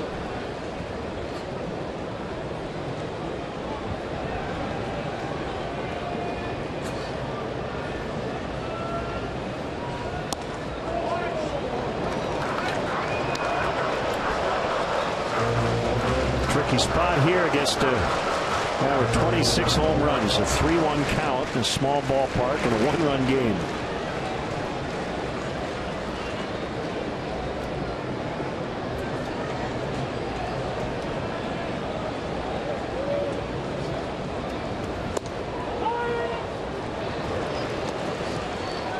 Challenge fastball, and Bruce maybe thinking he'd get a breaking pitch there on 3-1. Never got it started.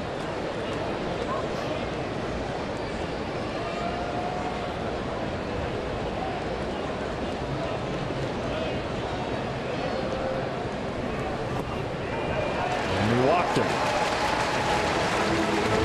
We'll bring up Jay Bruce.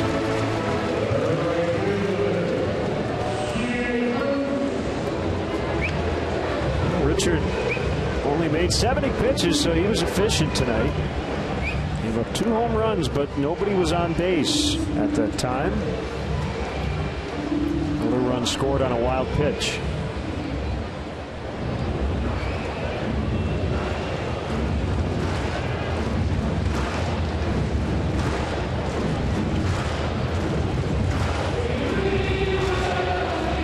Can't completely go to sleep on Todd Frazier over there at first base. He's capable of stealing a bag. He's stolen 8 this year in 12 tries.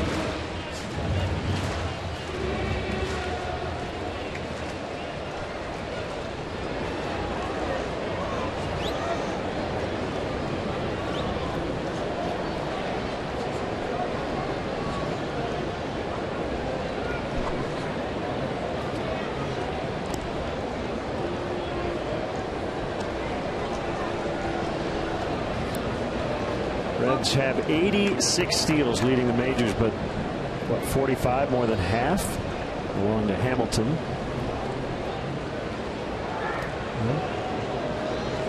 Brandon Phillips has been running a little bit more this year than he has the last couple seasons.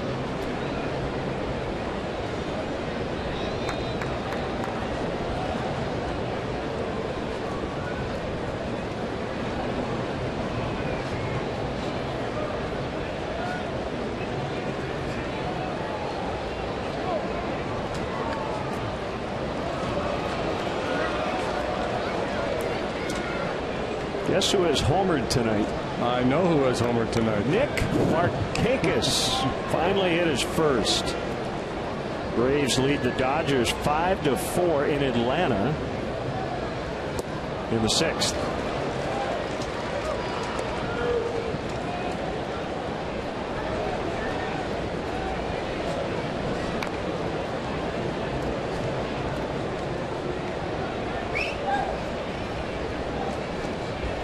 former Brave Brandon Beachy.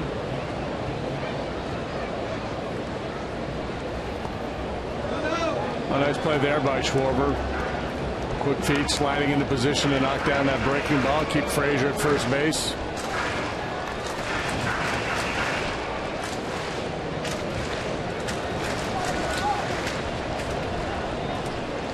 Hopefully we can get a look here. Todd Frazier takes a unique lead. Kind of gets in that runner's pose, pointed toward second base. Yeah, like they do in softball when they can't lead, they just stand on the base. I mean, he's taking a lead, but he's positioned that way. There. Yeah. High and deep right field, way back, way gone, and the Reds lead again. Their third homer tonight.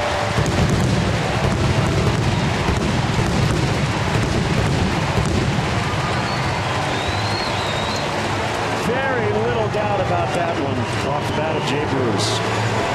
Oh, that was a moonshot.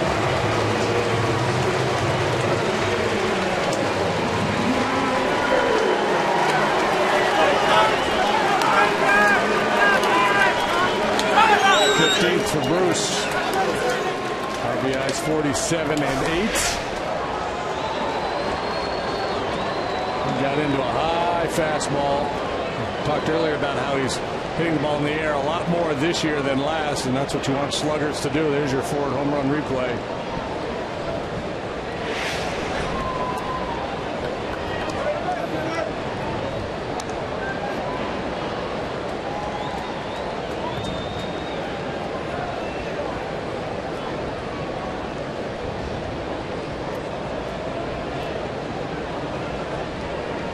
About time to pull out the old. I don't think 5 runs will win this game. No.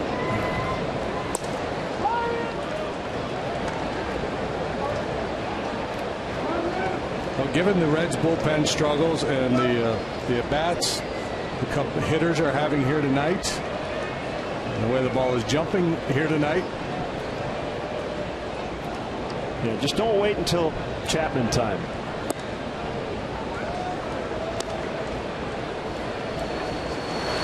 the sinker baller Burke Badenhop.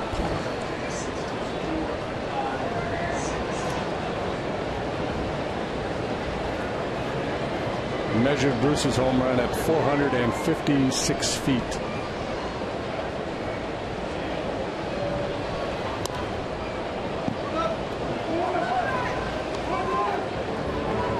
I did not watch the Derby. Do you know what the longest homer was? I do not. Did anybody hit one 500 feet?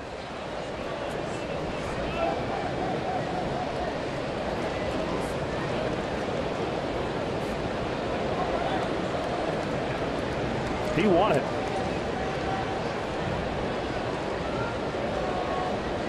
In his home ballpark.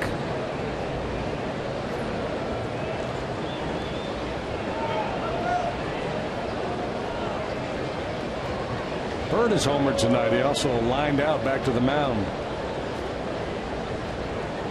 Just the second home run allowed by Justin Grimm this year. I'm hearing on Twitter, Jock Peterson went 487.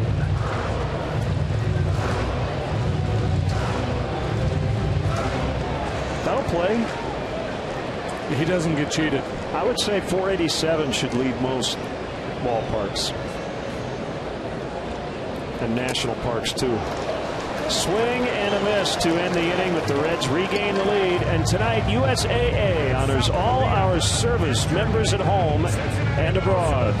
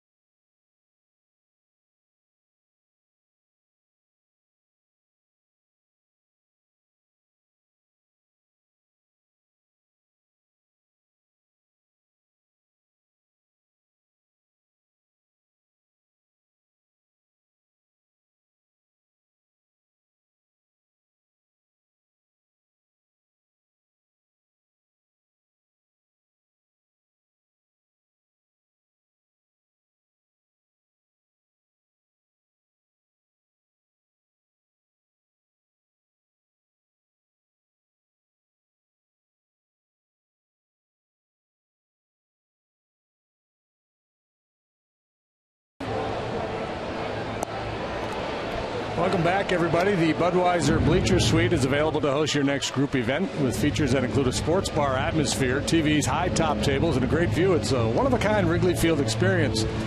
The suite can hold up to 100, includes food, drinks, and parking. To book, call 773-404-4200. We probably won't see Chapman in a save spot tonight.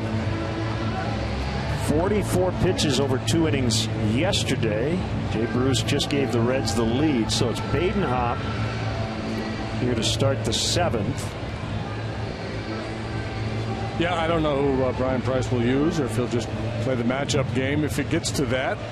Badenhop, right-hander, doesn't throw hard, sinks the ball. Pretty good changeup, high energy, always talking to himself out there.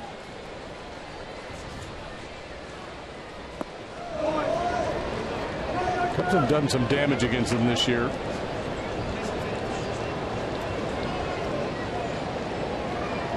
The 1-0 on the way. Fowler takes or went after it, according to the home plate umpire. And the Cubs dugout letting him hear about it. And Paul Schreiber. They're saying he never swung at it, but Schreiber thought he did.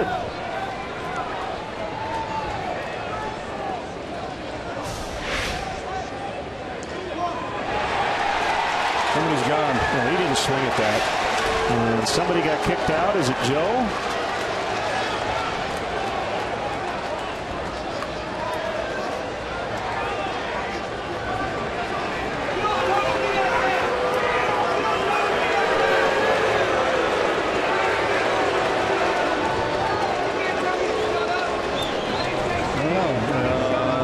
David Ross is down there, so maybe it was Rossi that got run.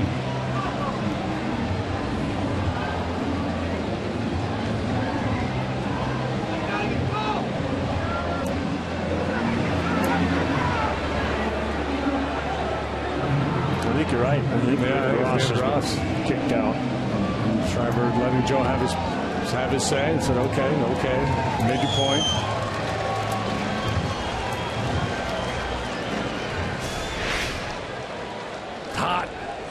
People get a little cranky in the heat. Well, they do have 3 catchers, so that's I guess the good news. But 1-1, now 1-2. Well, Badenhop, if it's down around the knee, let it be. Try to get him to elevate. And you're right. He already has 2 losses to the Cubs this year. 5 games, 5 1/3 innings, 8 hits, 5 runs.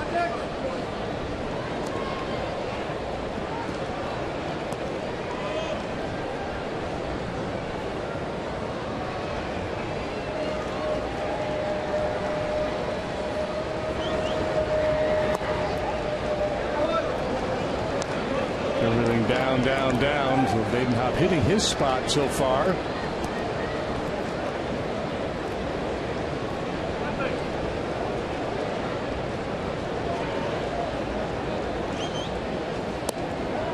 Ball 4, another walk for Fowler. What a night. And Badenhop not happy with Paul Schreiber now. He thought 3-2 caught the inside corner. Everybody's mad at the umpire.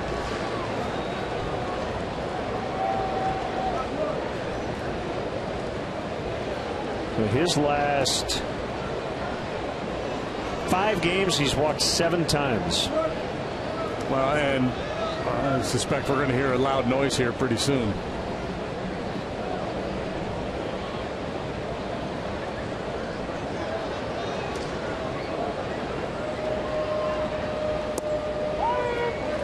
Strike to Schwarber.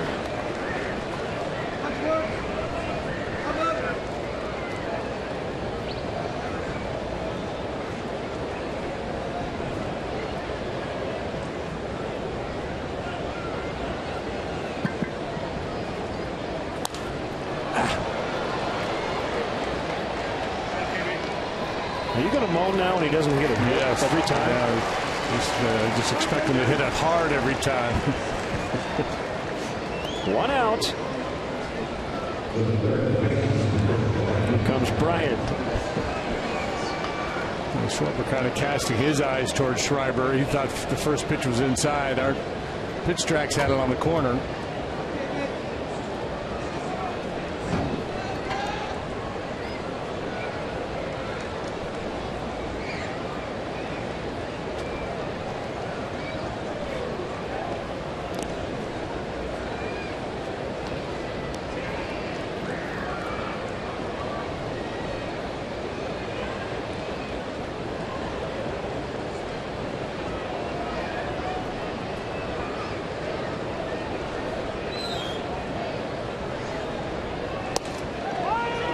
That's a strike.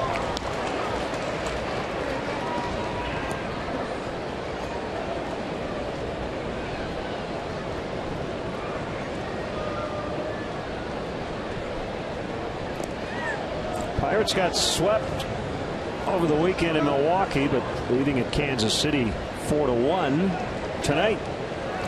Early, they're in the third.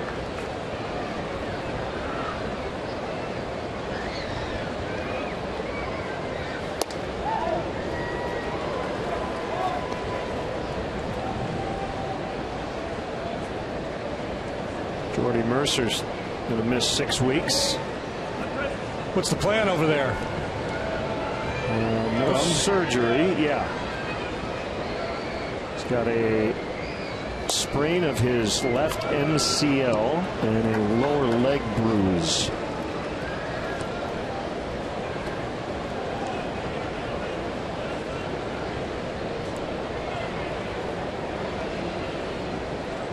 Jung Ho Kang is playing short tonight. Yep.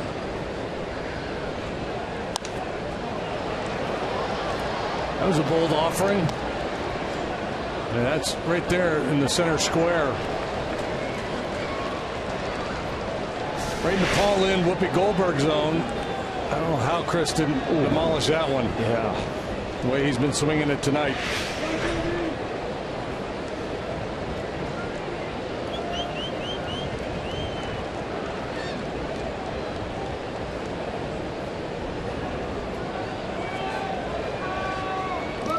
Little bit of a lean by Dexter.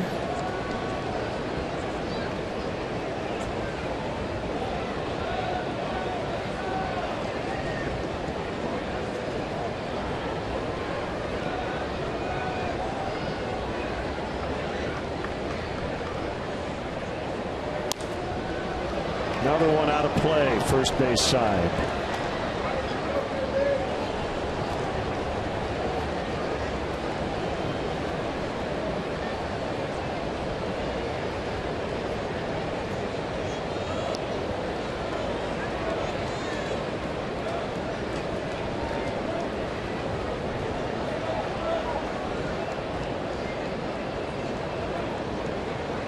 Making him work here in the 7th.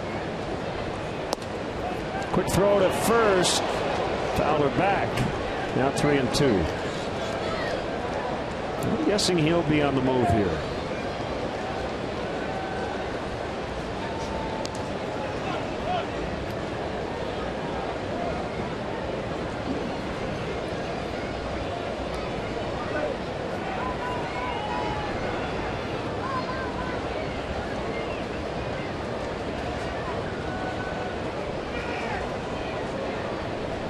Yeah, I think he's running. Chris has been swinging and missing a lot, but Badenhop's not a swing and miss guy. There he goes and popped up. Hamilton, long run, but he's there for out number 2.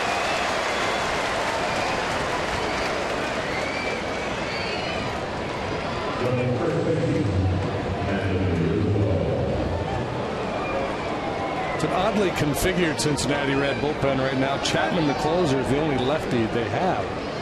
And so he's not a specialist. Yeah, he's not a specialist. He's just the closer. So really, they don't have anybody to bring in prior to the 9th inning. That's no left-hander anyway. He may have some right-handers that he likes against left-handed hitters.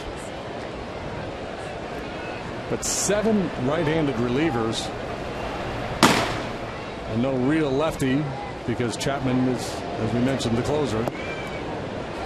So Neil Ramirez, along with the newest member of the Cubs bullpen, Rafael Soriano.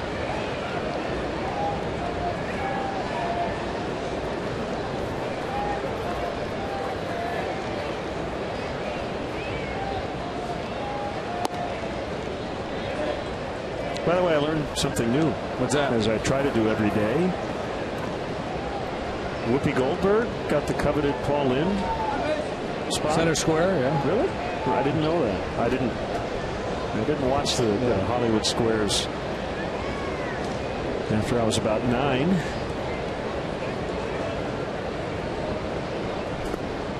Now there may have been an interim center square, or like Paul Lynde, was he always a center square whenever he appeared? When I watched the Hollywood Squares way back in the day, yes.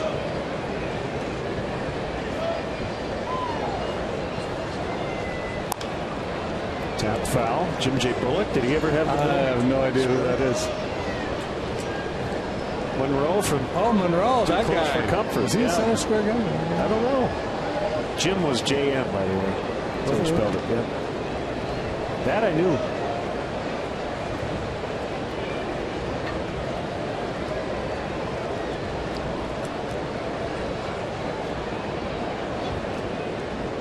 Three and one. Here it is.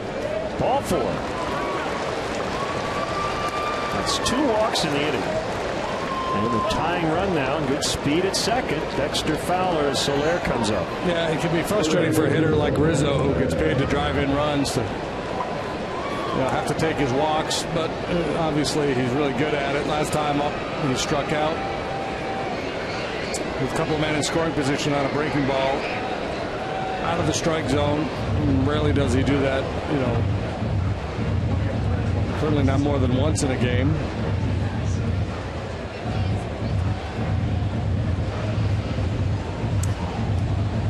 A lot of Cub connections on this Red staff. Jeff Pico, the pitching coach. Former Cub manager Jim Riggleman's the third base coach. It's Jumbo Diaz. Billy Hatcher, former Cubs, at first. Assistant hitting coach Lee Tinsley, recent member of the Cubs organization. There's Billy Hatcher. I think Hatch got a new hat for the second half. Yeah, he's a former teammate of yours, too. Mm-hmm. He's been here a long time now.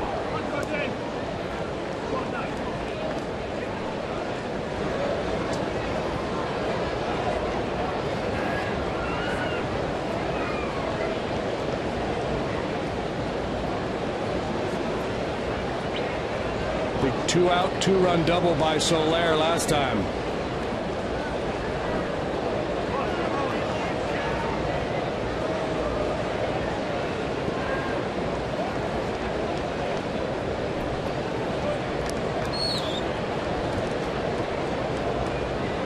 It is plunging neckline Monday for the Cubs, apparently.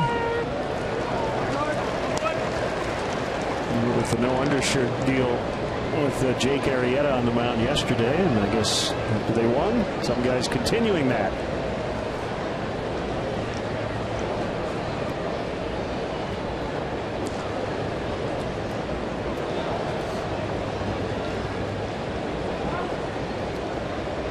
No undershirt Monday, usually followed by chafed Tuesday. I think he held, and he did. I don't know if there'll be another Cub backup player who'll get kicked out for saying to Schreiber, "Why didn't you do that last time?" Yeah, what the heck.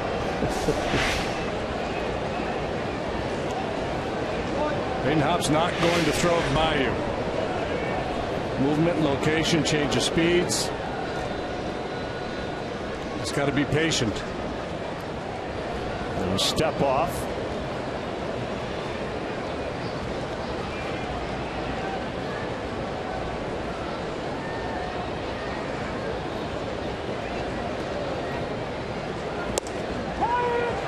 On the outside corner, 1-2. Stay in the at-bat. Didn't like the call. Thought it was off the edge.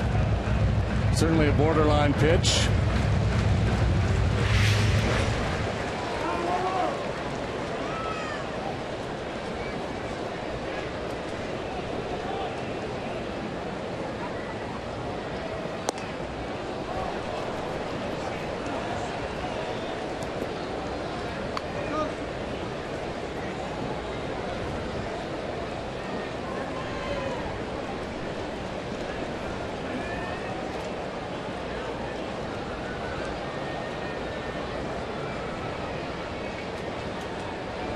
2-2.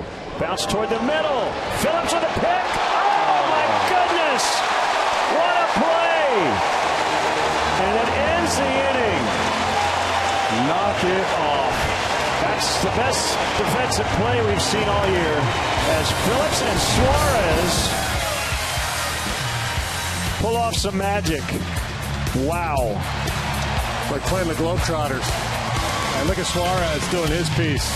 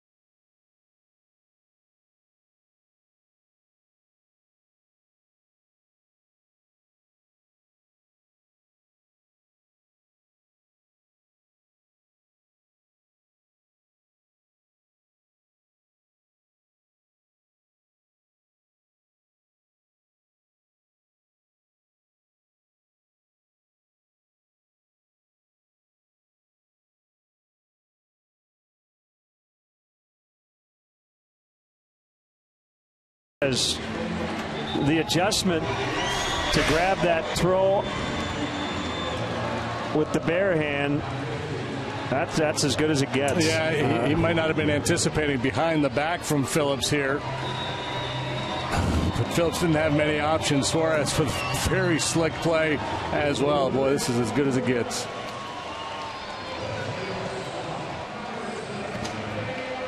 You know, there have maybe been plays in the past Phillips has made where you could say he didn't have to go behind the back, and you never say really a guy has to go behind the back, but sometimes it's the best option. Yeah, I don't know if he had other options.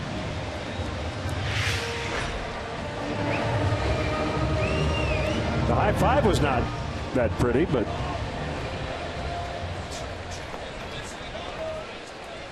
here's Neil Ramirez. Working for the 11th time. 6th time since coming back off the disabled list. They were supposed to get worse defensively at short with Cozart out.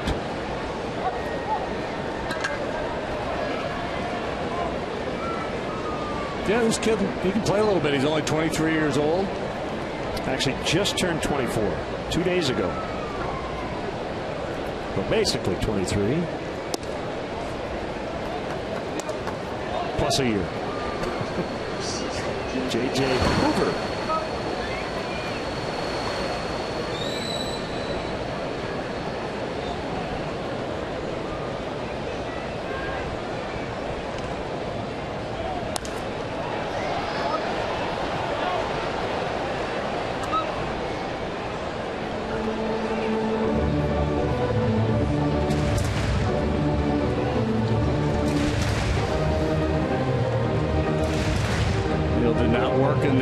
Series, so he's been out of action for 9 days now.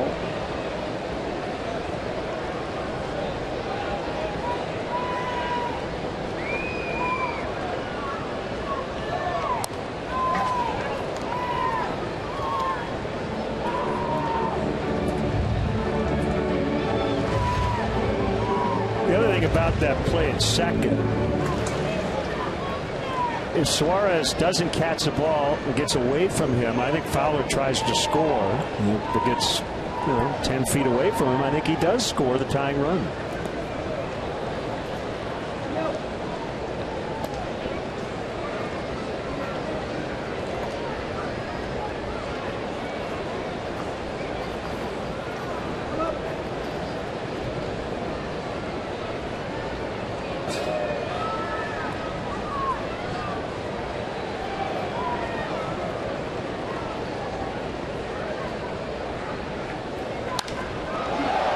Deep to right.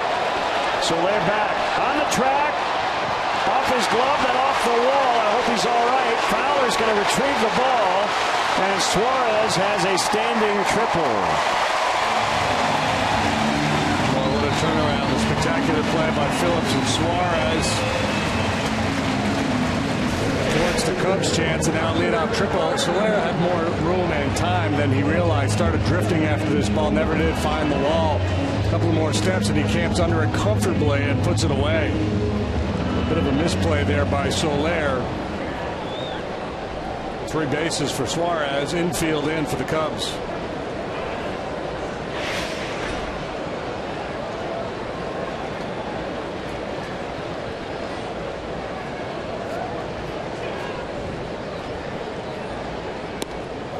Barnhart. Ball 1. Batting lefty against the right-hander Ramirez.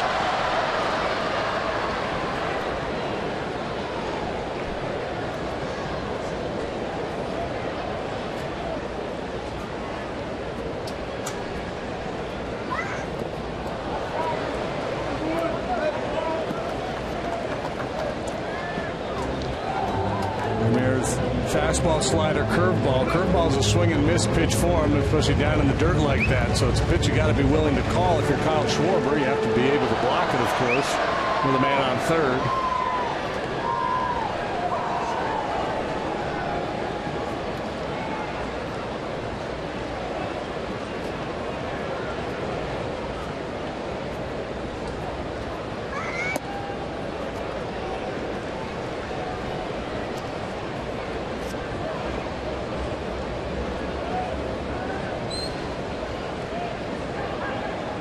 Pitcher spot is next. Jason Bourgeois out on deck.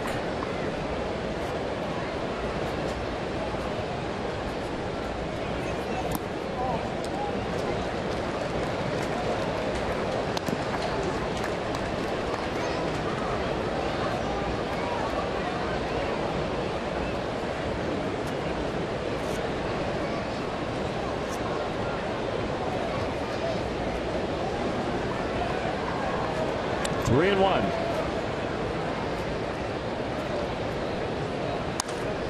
Bounce. Castro able to knock it down, and Suarez is going to hold, but Barnhart in safely at first with an infield single.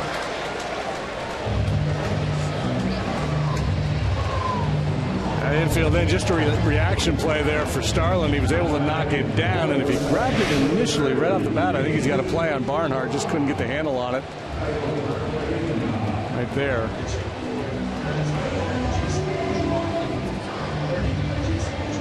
So Bourgeois is announced, and here comes Joe. Folks, if you're considering a trip to Wrigley Field, the Cubs suggest the use of public transportation. Red Line is a great option if you ride your bike. Cubs offer a courtesy bike check located near Clark and Addison. And if you drive the car, the Cubs provide free parking and shuttle service on night and weekend games. That's located at 3900 North Rockwell. For details, visit Cubs.com. And if you're flying, you gotta parachute at the local airport. You parachute in.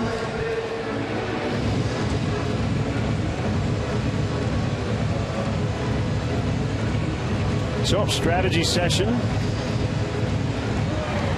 will be the veteran Bourgeois. Normally in a one-out, first and third one-out situation, you're thinking safety squeeze. It may be in play here, too. Bourgeois may be asked to get a bunt down to advance Barnhart into scoring position and then just let Suarez read it and see if he could score as well. Infield stays in. First and third, no outs.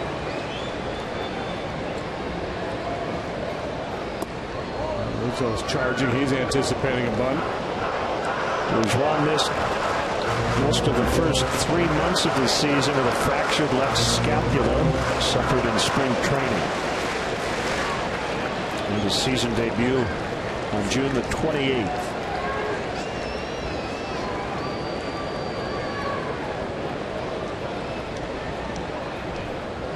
Swing and a miss on a slider. 1-1.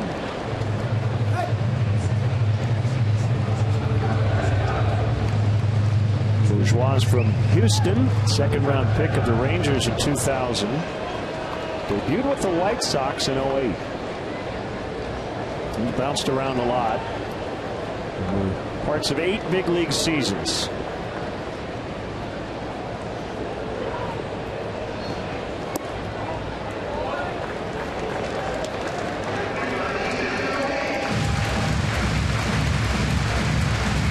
Lifetime 256 hitter, very little power. He's a speed guy.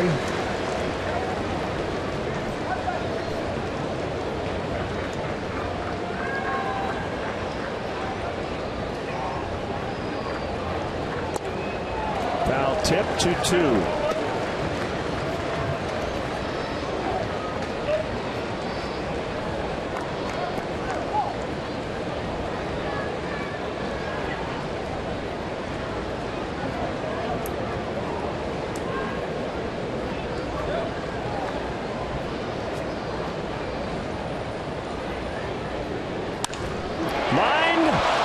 Runners back to their respective bases. It's a bit of good fortune. Can't hit it much harder than that, but Russell right there to snare it.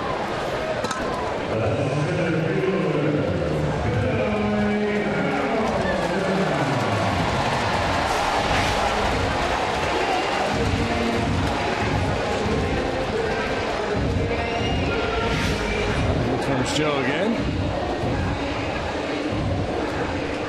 The Weber sauces and seasonings called to the pen. Why grill with anything else? Here comes Travis Wood, the former Red.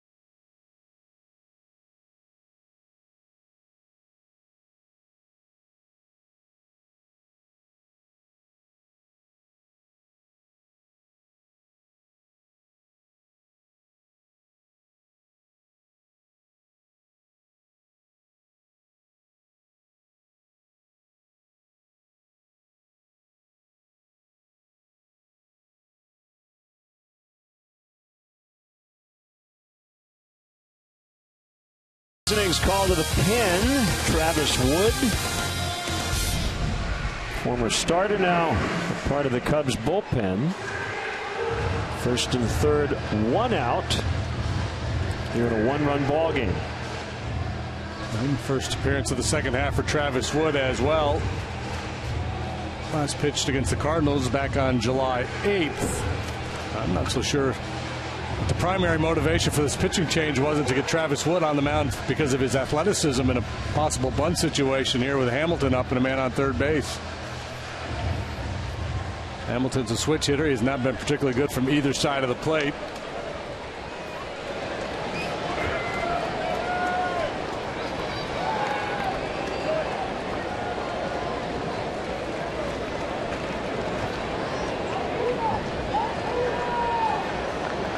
So here we go. Rolling away.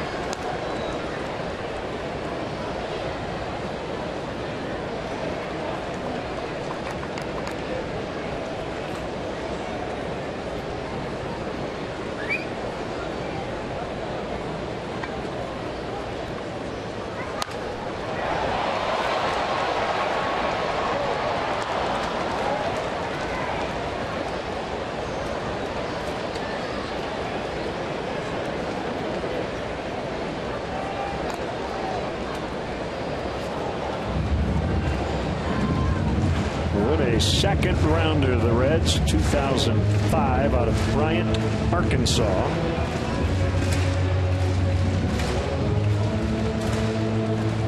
Sent to the Cubs December 23rd, 2011, in the deal that shipped Sean Marshall to Cincinnati. 2-1. All-Star 2 years ago. Struggled last season in 31 starts. There's Sean on the DL. He's had all kinds of shoulder problems.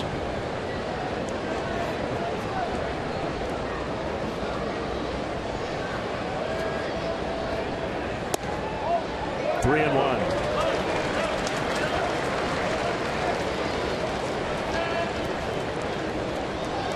Seven starts for Wood, a 5.59 ERA. 17 relief appearances, a 2.59.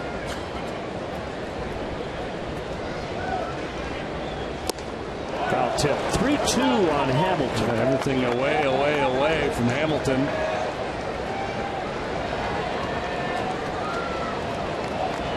Two strikes because he's been willing to expand his zone on the high one, and then that one off the plate.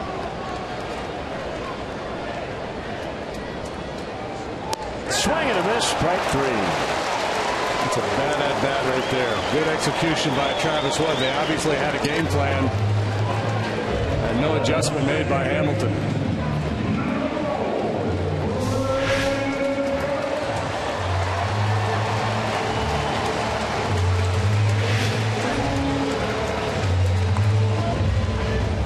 Phillips 1 for 3. Part of that great defensive play to end the top of this inning. Hamilton offered at that pitch as if it were a hit and run. He was trying to protect a base runner. Yeah.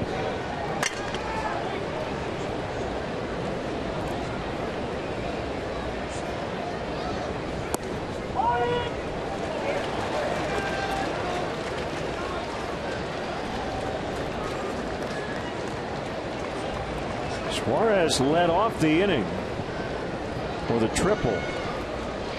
2 outs now. He's still at third.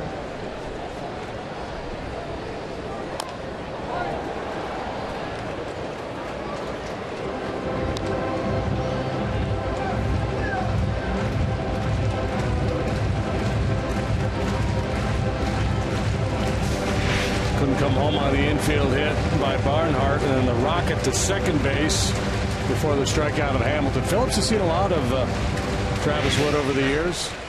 He's 7 out of 30 against Travis.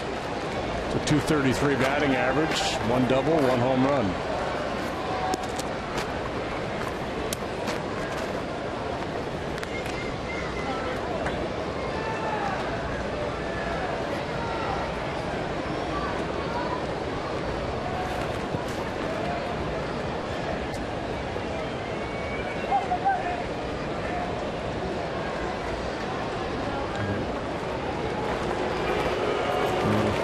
Schwarber will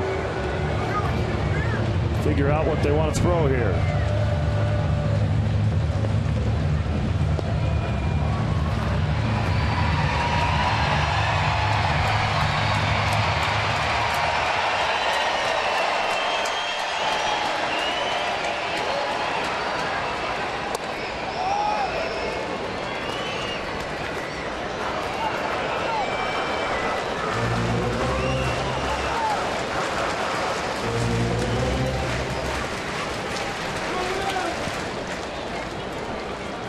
Votto on deck. Cubs trying to keep the Reds close. Travis Wood, since the move to the bullpen, is becoming a fastball pitcher. You know, he used to be a lot of cutters. Now throwing more four-seamers. He's just attacking with the heater. A little bit better giddy up on his fastball in this role.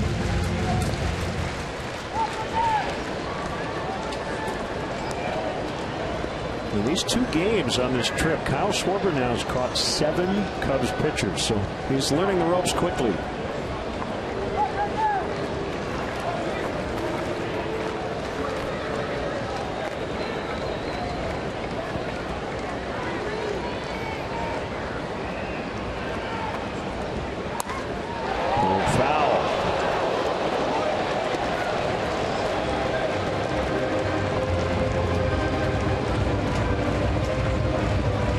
With the gear down there, somebody made a play.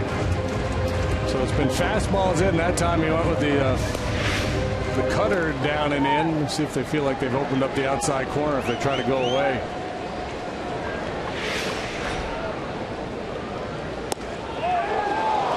It's a little backdoor cutter.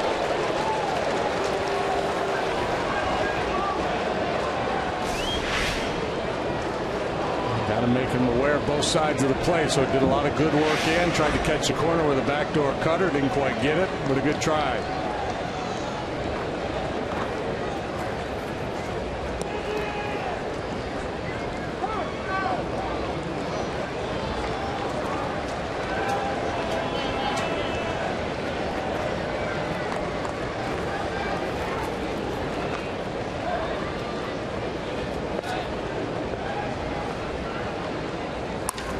Ground ball backhanded by Bryant. And the inning is over. 5-4 Cincinnati after 7.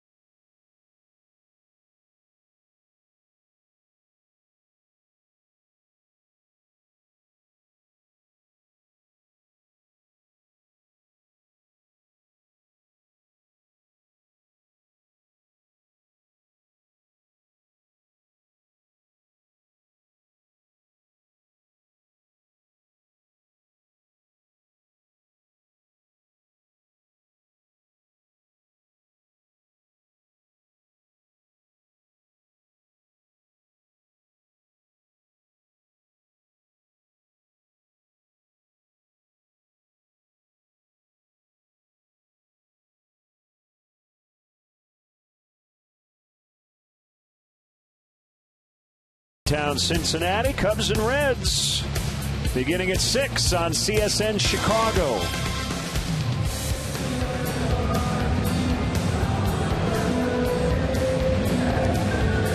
J.J. Hoover here in the 8th, with his team leading by a run.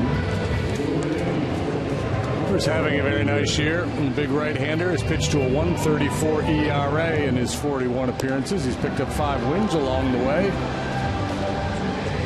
He's been tough to hit, man. Just a 157 batting average against, 21 hits, no home runs, and 40 in the 3rd innings of work.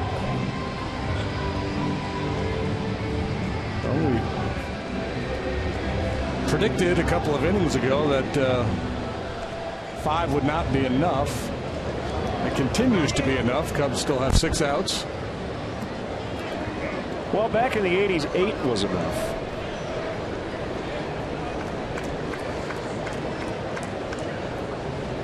There's Chris Coughlin.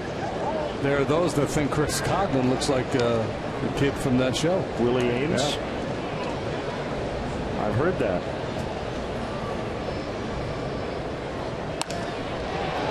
Into the left field corner. That ball twisting, and it's fair as it one hops the wall. Coghlan racing towards second. The throw will go to third.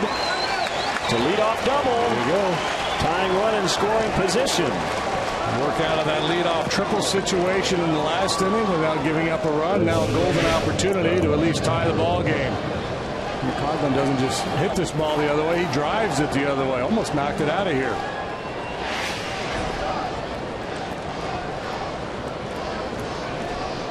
Here's the chance the Cubs have been waiting for. Castro at the plate. It's Herrera on deck. Cornermen in.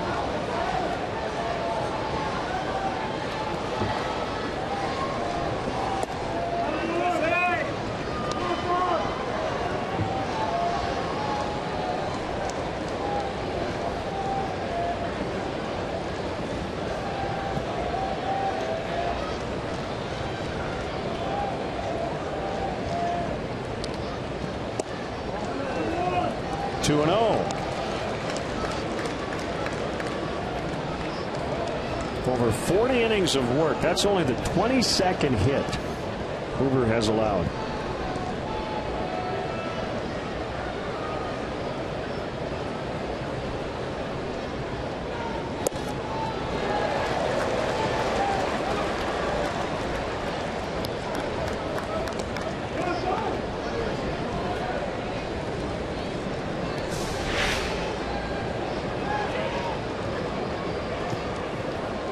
That big leg kick.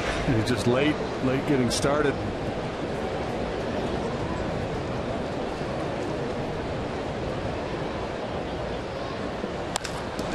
Fly ball to center. Hamilton. Way back. He's got it on the warning track. That will get Coghlan to third. A long fly out for Castro. Tying run now 90 feet away. Yeah, absolutely. Big swing of the bat there by Castro. Doesn't get credit for a sacrifice, but he gets the job done. So now we'll see if the secret weapon, Mr. Helmet, can come through.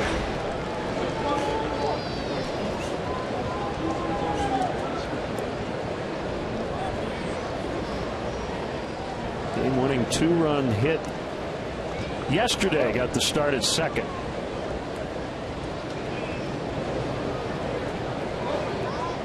The way he's been going, I wouldn't bet against him. Infield in. Hamilton pretty shallow in center. Runner at third, one out, and the pitch to Herrera is off the plate inside.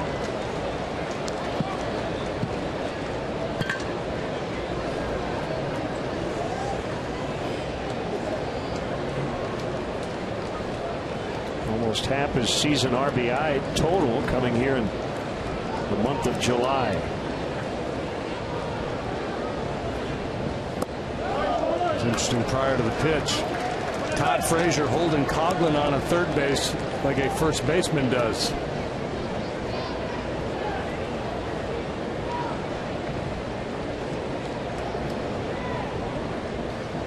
They changed the rule a couple of years ago. You cannot fake toward third anymore. Broken bat roller. Coghlan's got a hold. Votto to the bag. 2 outs. It'll be up to Russell. So one chance by the board. And it'll have to come with 2 outs. Now they got rid of the old Sutcliffe fake to third, fake to first, or throw to first move. The only base you can fake to from the rubber is second. And quite honestly, I'm not sure why they even allowed that. Talk about deceiving a runner. Right.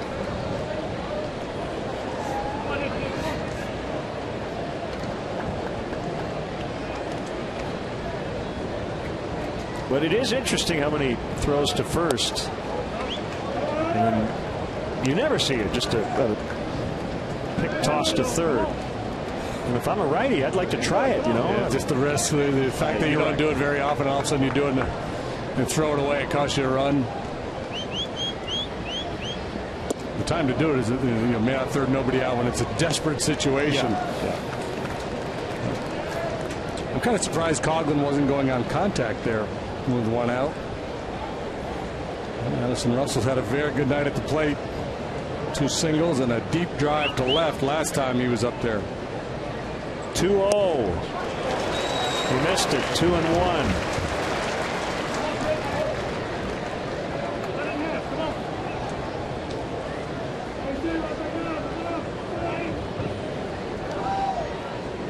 Hate to waste a leadoff double.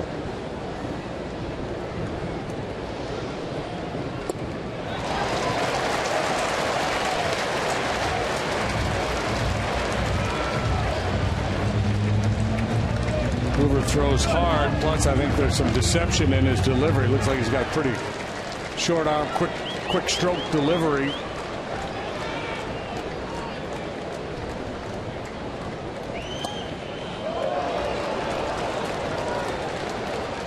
Fowler on deck, 3-2 on Russell.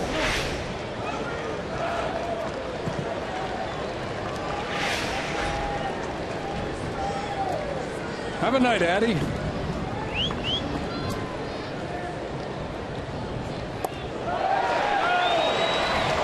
held ball 4. It's Field and Colbert down to first. Let's take a look. It was close. I like it. I think you got it right.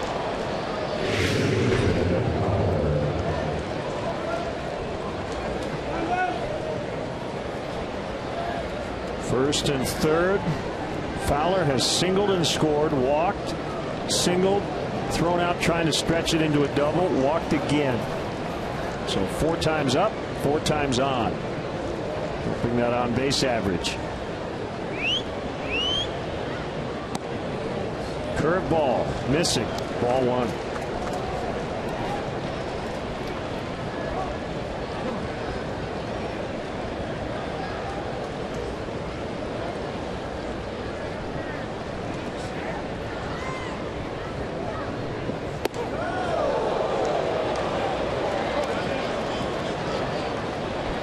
An attention getter.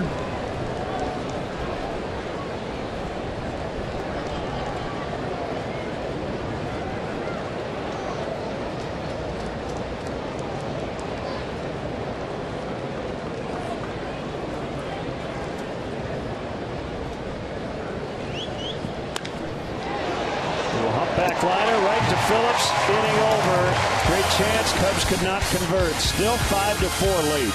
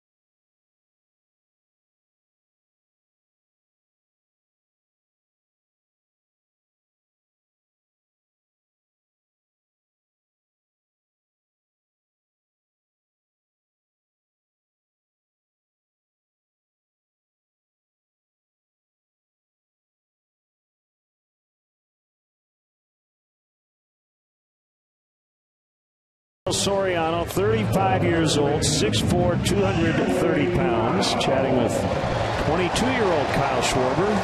You see his numbers last year with Washington in his 13-year career, 285 earned run average. He was an all-star in 2010 pitching for Joe Madden with the Tampa Bay Rays. That year he led the American League with 45 saves. So here he is as a Chicago Cub. Yeah, really good in the first half of last year. Fell off significantly in the second half, and that may be why he had a hard time getting a job this offseason. But the body work over a long period of time indicates a guy who's, pretty good. If the stuff is good, you expect him to be a very nice contributor to the Cubs here. Yeah, he had an 0.97 in the first half last year, 648 after the break. I was talking to Joe Madden about it before the game. He said, yeah, he knows how to pitch, moves the ball in and out, up and down. So he faces Joey Votto to start the Reds' 8th. And ball 1.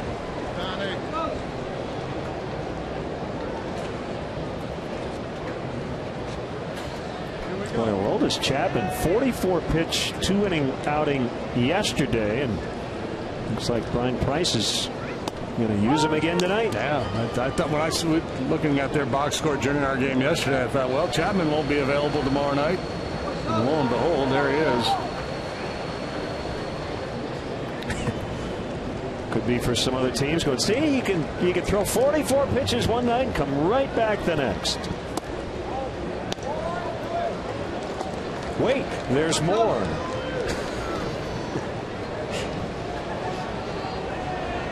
That'd be fun if a big league general manager did that. Hi, is this Theo Epstein? I'm calling from Cincinnati. I've got a bargain for you. He throws 103 miles an hour and he can pitch every day.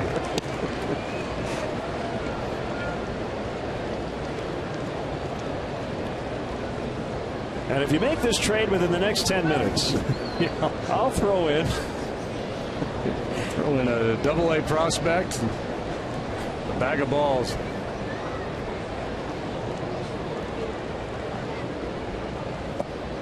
Ball 4.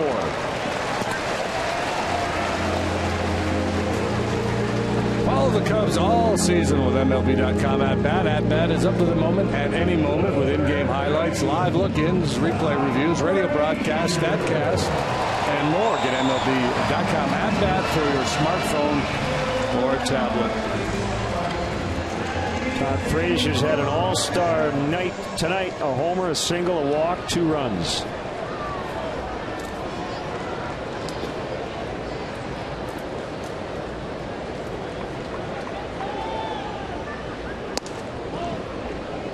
Soriano debuted back in 2002 with the Mariners. Pitched with them through 2006, 3 years with the Braves, 1 with the Rays, couple with the Yankees, couple with the Nationals.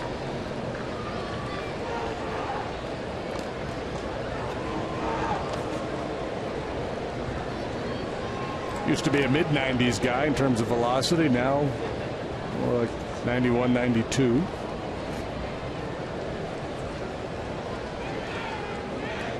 For a lot of cutters. And that was the cut fastball right there. That's 2-0.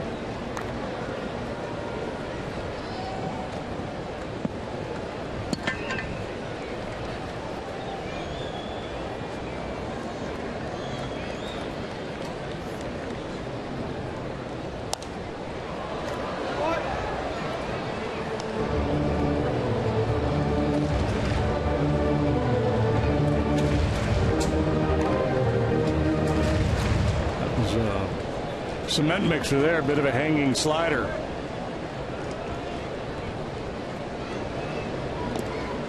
Not exactly a soft landing with the new club. 1-run game. Votto, Frazier, Bruce due up.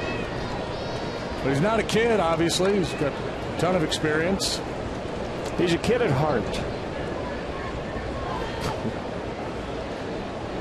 The 2-1. Pulled in the air, and Conley went back, then had to come in.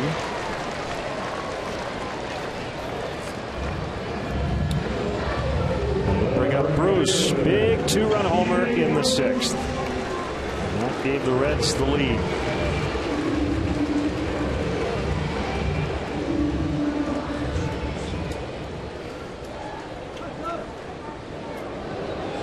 And that was off Justin Grimm after a walk to Frazier. So Justin, the pitcher of record for the Cubs right now. Ryan Matthews for the Reds. Pretty good pitch.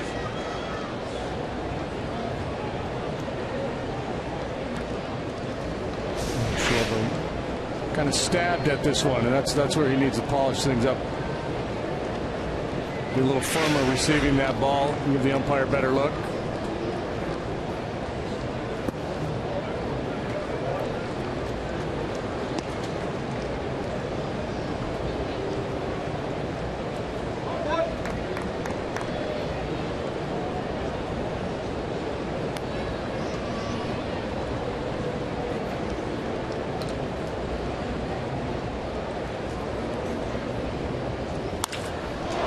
Deep to center. Fowler back on it, over his head, and bounces over the fence for a double. So Votto forced to stop at third.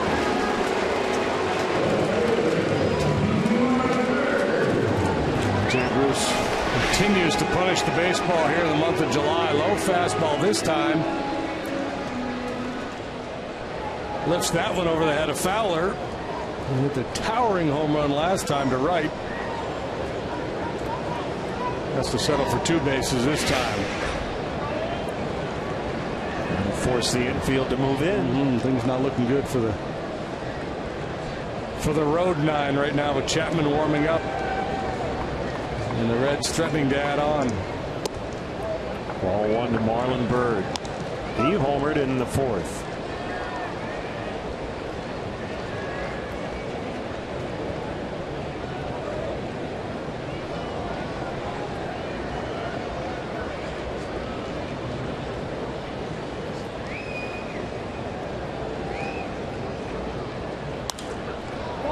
Fouled away, 1-1. Pirates 7, Royals 4. In Kansas City in the 6th. Detroit has beaten the Mariners 5-4 to final.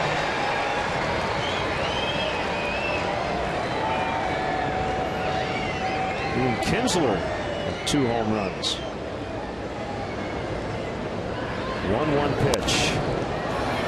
Now 1-2. It's funny, it wasn't that long ago if you were to say the Royals and the Pirates, there's a couple bottom of the league clubs. Yeah, that would have been the interleague matchup. You'd go, who cares about that? But now, 2 of the best teams in baseball. The Angels did beat the Red Sox in the first of 2 out in Anaheim, 11-1 earlier. Nationals beat the Mets 7-2, so they have a 3-game lead in the East. Phillies won again, 5-3 over Tampa Bay. 4 in a row for the Vikings. Hudson and Kennedy tonight. Giants are in San Diego. Marlins, Diamondbacks scoreless early in the 2nd, and the Rockies lead the Rangers 7-2 in the bottom of the 4th. Here it's 5-4 Reds in the 8th, trying to add on 2nd and 3rd, 1 out. And another 1-2 to Marlon Byrd, and a little off that pitch tracks zone.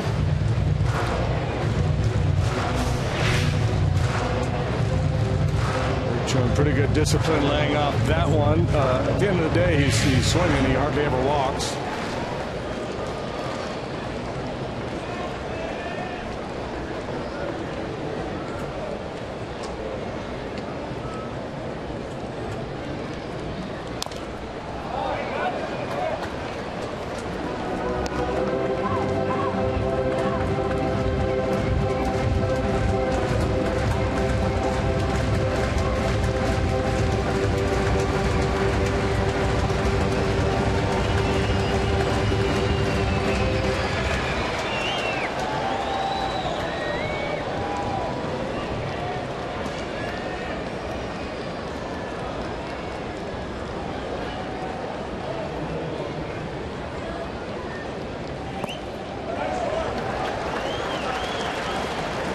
3-2. Suarez next.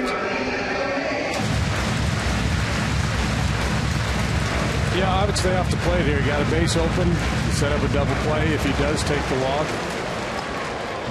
Either go with that slider off the outside corner or maybe try to jam him, come off the plate with something hard in.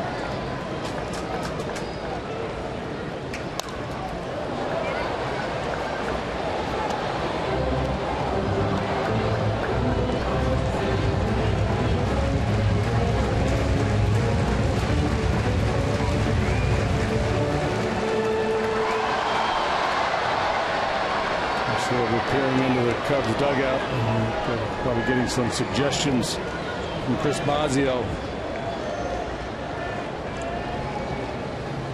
Ninth pitch of the sequence coming.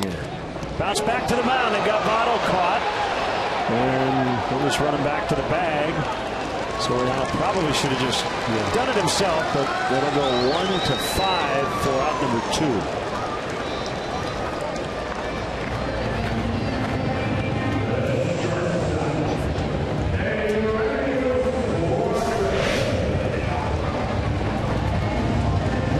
By Soriano, and yeah, once you cut the runner off and he starts heading back, you got a man already there. Just run him all the way back to the base and tag him.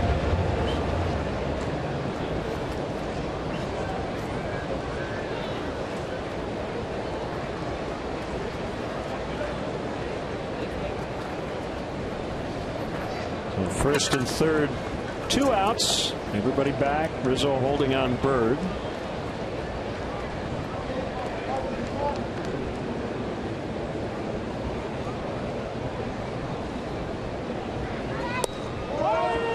Breaking ball, strike 1.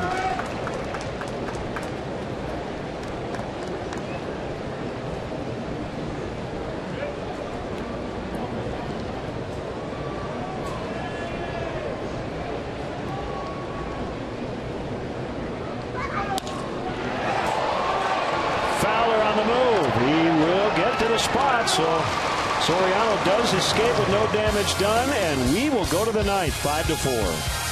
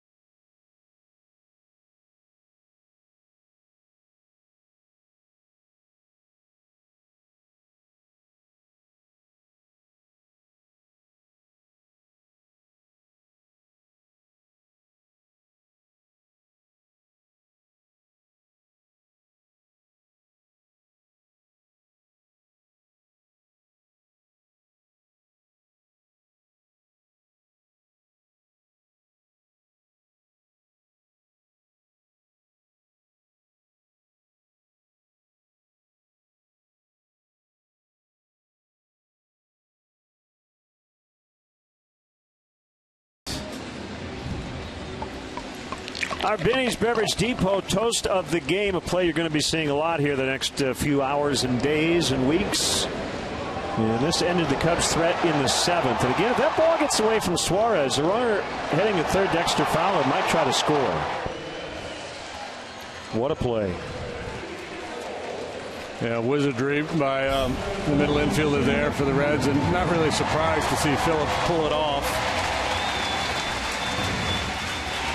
In other news, Aroldis Chapman, who set a major league record yesterday, he got to 500 career strikeouts in the fewest innings of any pitcher ever, 292 innings. Well, you see the crazy strikeout number, 70 punch-outs in 39 and one-third innings of work. Only Reds reliever ever to be named to 4 All-Star teams, 4 years in a row, in fact.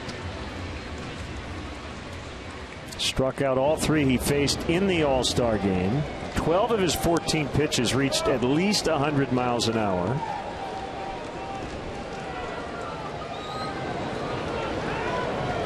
He hit nearly 104 on the gun earlier this season, according to MLB's StatCast. Kyle Schwarber inside ball 1. This is not easy. He got 103.92 on a pitch to Brian Dozier in late June.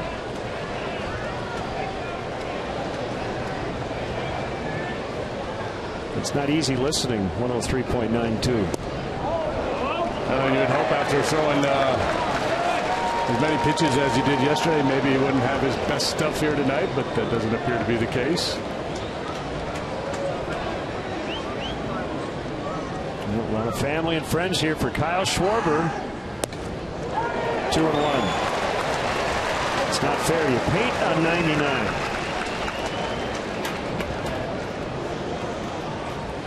Speculation that the Reds might be looking to move Chapman.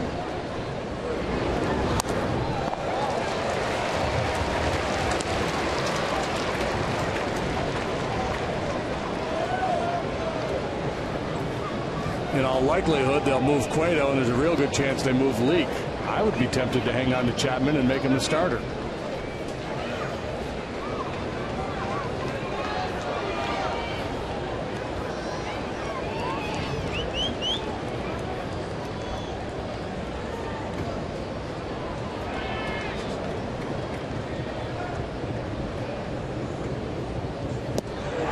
Pops in and out of the glove of Barnhart.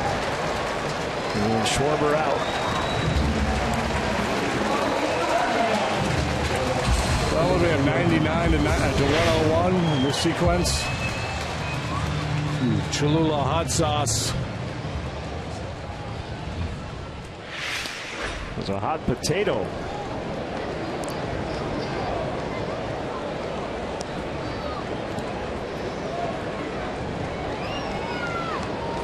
Bryant with Rizzo on deck. A 1-run ball game.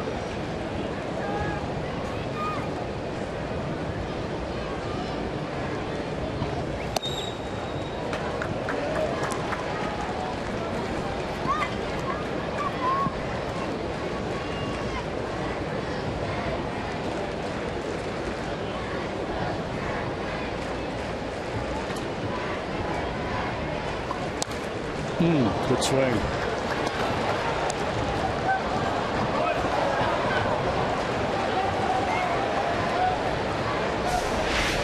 This is good stuff. He might not ever do it, but if Chapman decided to lob one up there at about 64 miles an hour, somebody might swing 3 times at it. Screw themselves into the ground. 1-1. He gets under it. Routine for Hamilton. First 2 outs have been recorded on pitches at 101 miles an hour. Strikeout to fly out. It would be Anthony Rizzo.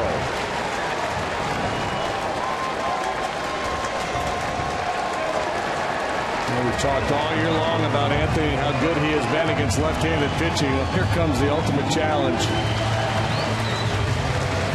2 for 12, 5 strikeouts for Anthony against Chapman.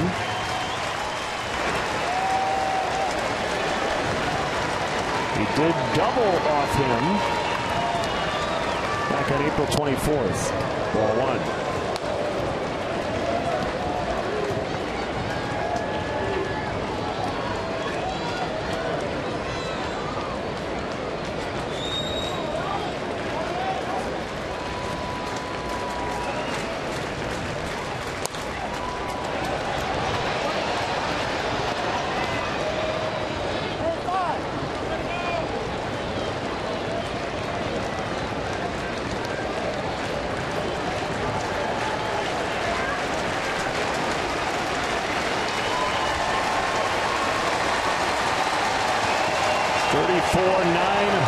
The paid crowd tonight here in Cincinnati.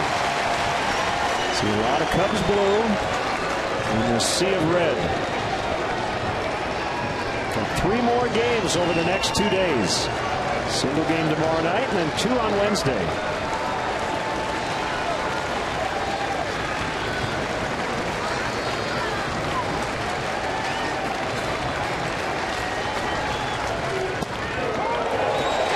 First down fastball, right? Yep. And slider will throw changeup on occasion as well.